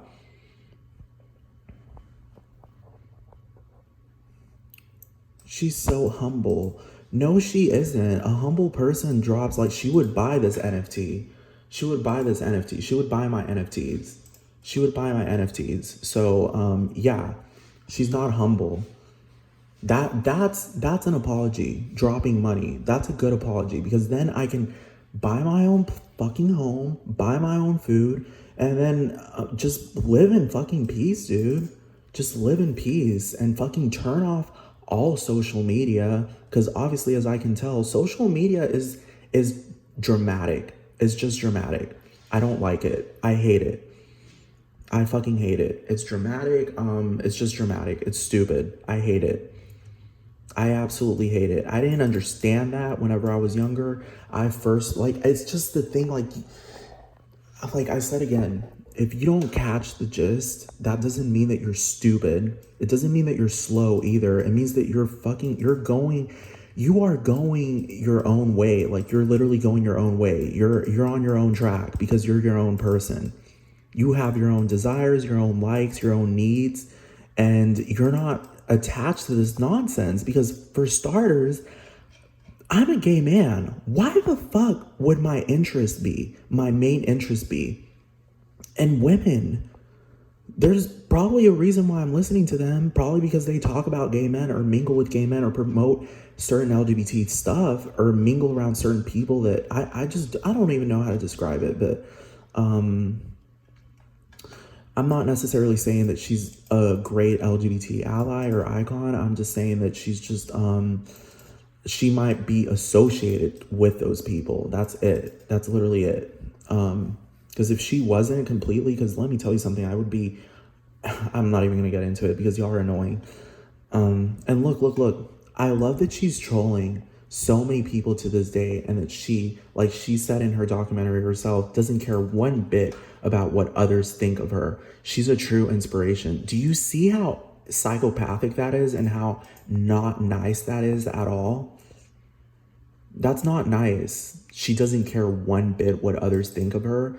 So, like, that's flat out selfish.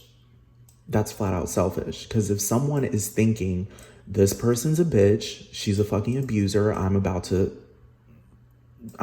she's about to get sued. She's about to get sued. You have to care, especially if you're open. Like, you can't fight against the criticism. Do you understand what I mean? Because it's gonna end up harming you, either financially or in some other shape or form. And then it says, when you have the money she has, why would you care two shits what anybody thinks? Dude, there are a lot of people with a lot of fucking money that care what other people, like, dude, it's just stupid, dude. It's just stupid. That's implying that people with money don't know what love is. They just know what selfishness is and hate everyone else. And all they care about is material things, like owning a fucking, like, they don't care about profound love. They don't care about tenderness, affection. They don't care about tact. They don't care about any of that at all. Like, do you understand? That's stupid. I know I wouldn't. I would just flip the bird at everyone that talked me down. I'm not talking her down. If anything, I'm talking her up. I'm telling her, you know, like Oprah theatrically told Lindsay Lohan, cut the bullshit. Stop it. Stop being fucking, the bullshit is the theater. And then she's over here claiming, oh yeah, we're all allergic to bullshit. Yes. Hold on. She literally fucking says that. Hold on. There's this fucking thing where she says, allergic to bullshit. Hold on. It's very true. Think them will fit, but don't break them in half or it just ruins the lasagna vibe. It's true. I am allergic to bullshit. It's very true. I'm not bullshitting. That's the thing. Let's look up synonyms for bullshit. What kind of person that bullshits pulls out the fucking dictionary, like, I'm just to prove that they're not doing it, and uses evidence to prove it? Hold on.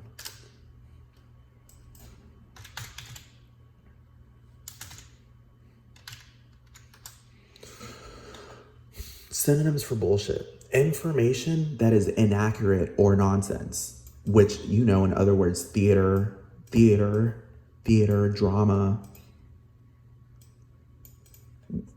How is this drama? How is pulling out the literal dictionary and pulling out the literal thesaurus so that I can be as accurate as I can possibly be? Because that's what I'm trying to do. Be as accurate as I can possibly be, just to kill the nonsense and kill the inaccuracies. How is that bullshit?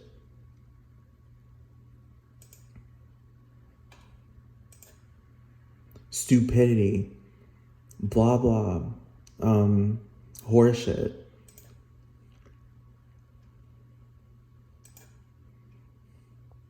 Useless words, raving. Like, these words aren't useless because I'm not being dramatic.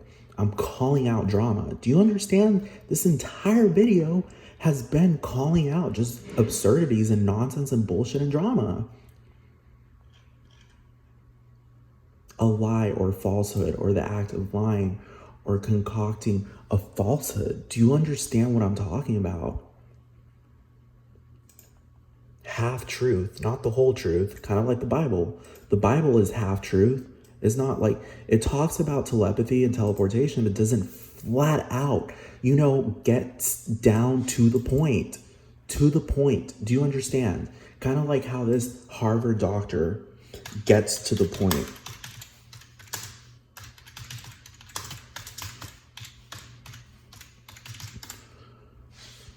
This is getting to the point. This includes Harvard doctor Cerny Pillai. This includes phenomena such as telepathy, clairvoyance, and knowledge of future events.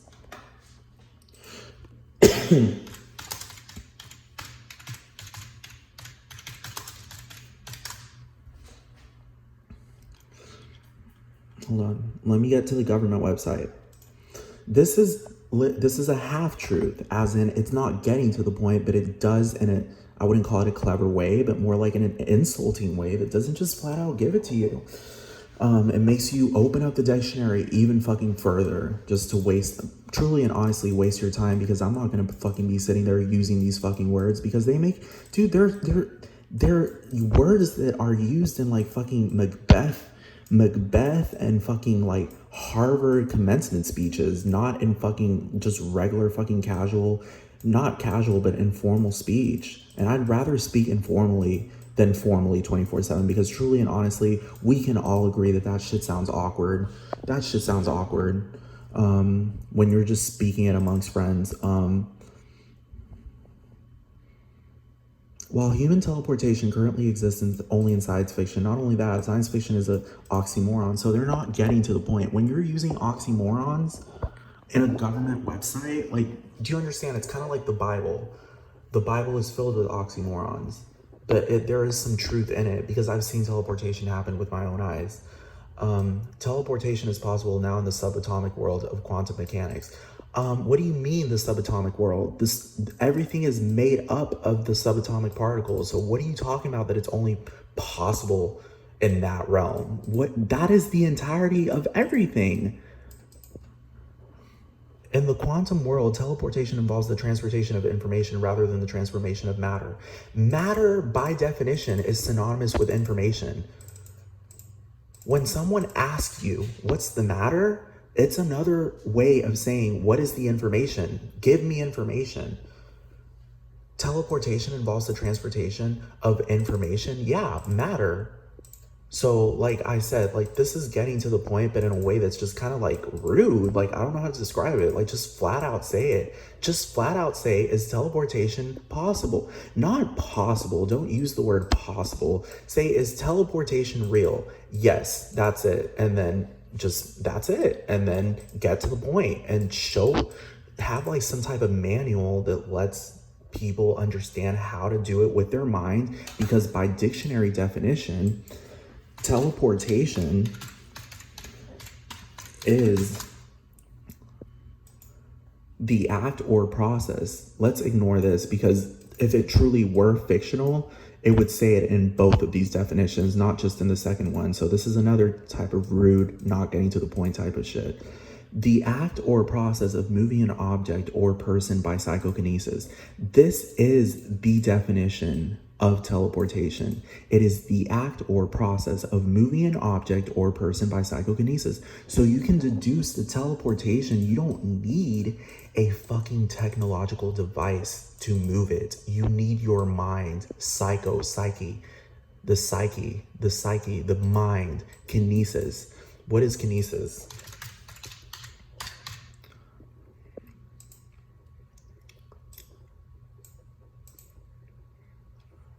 Production. This is a noun combining form, which is what psychokinesis is. Production of motion with the mind. What is psycho?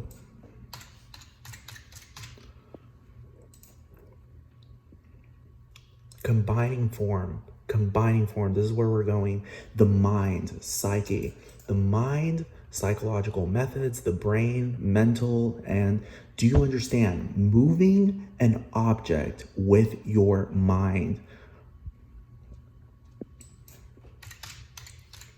without actually having to touch it, physically touch it.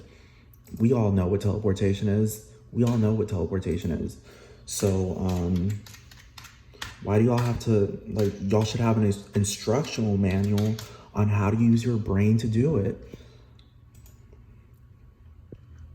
Psychokinesis or telekinesis is a hypothetical. It's not hypothetical. It's not hypothetical.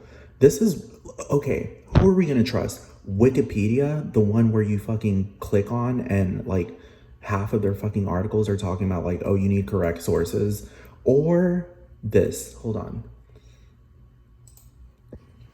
A Harvard scientist that's an award-winning, like who? The one getting the information from the government, from the actual government. You know, the authority, that's what the government is.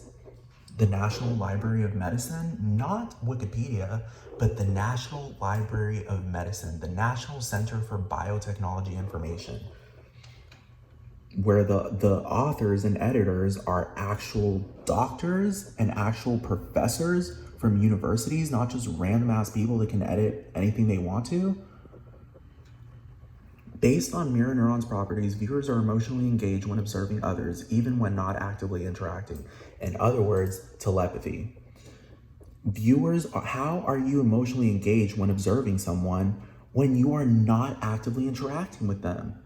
If you're not actively interacting with them, that means that you're in a completely different fucking place, yet you're still emotionally engaged while observing them. Do you understand? That's another word for telepathy. And this came out of the mouths of Elizabeth Ann Simpson and Pier Francesco Ferrari. Insights from developmental studies. Yes, studies, as in they researched it. Who is Elizabeth Ann Simpson? I'm assuming she's a real person. I mean, I don't think this website, hold on, copyright, author information, copyright and license information. Like there's a whole like, dude, this isn't Wikipedia. Like, do you understand what I'm talking about? This isn't Wikipedia. This is flat out like the actual fucking government. And who's upholding them? Like, do you understand?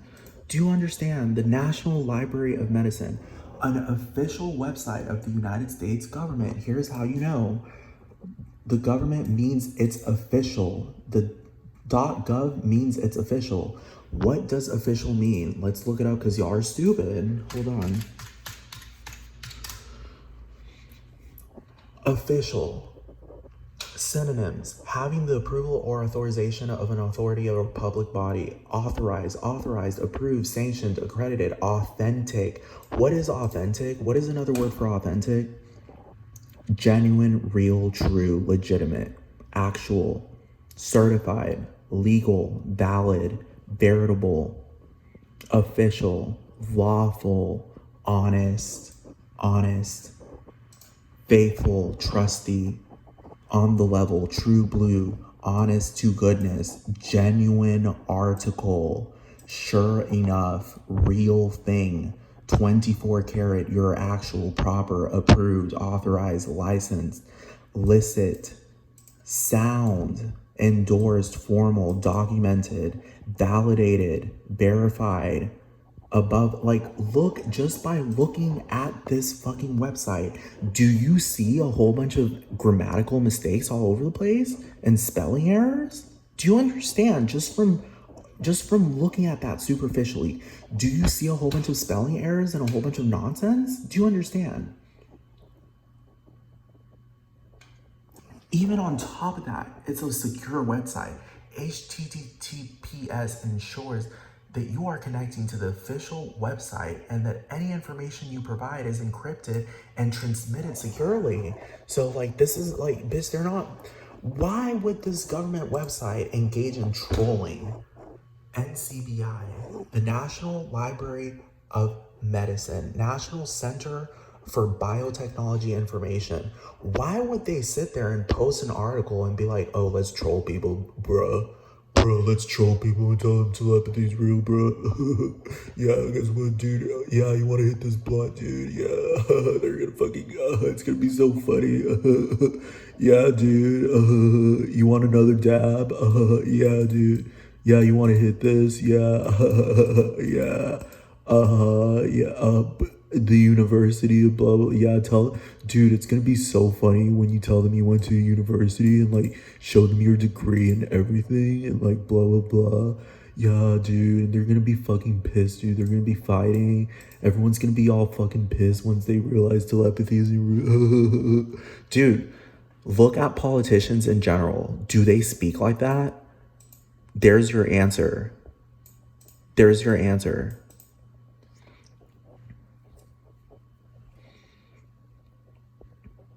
Do you understand what I'm talking about? There is your answer. Politicians don't run around talking about bruh, like, dude, like, let's troll. Dude, you know what would be funny, bruh? Let's get on the government websites and, like, dude, let's troll.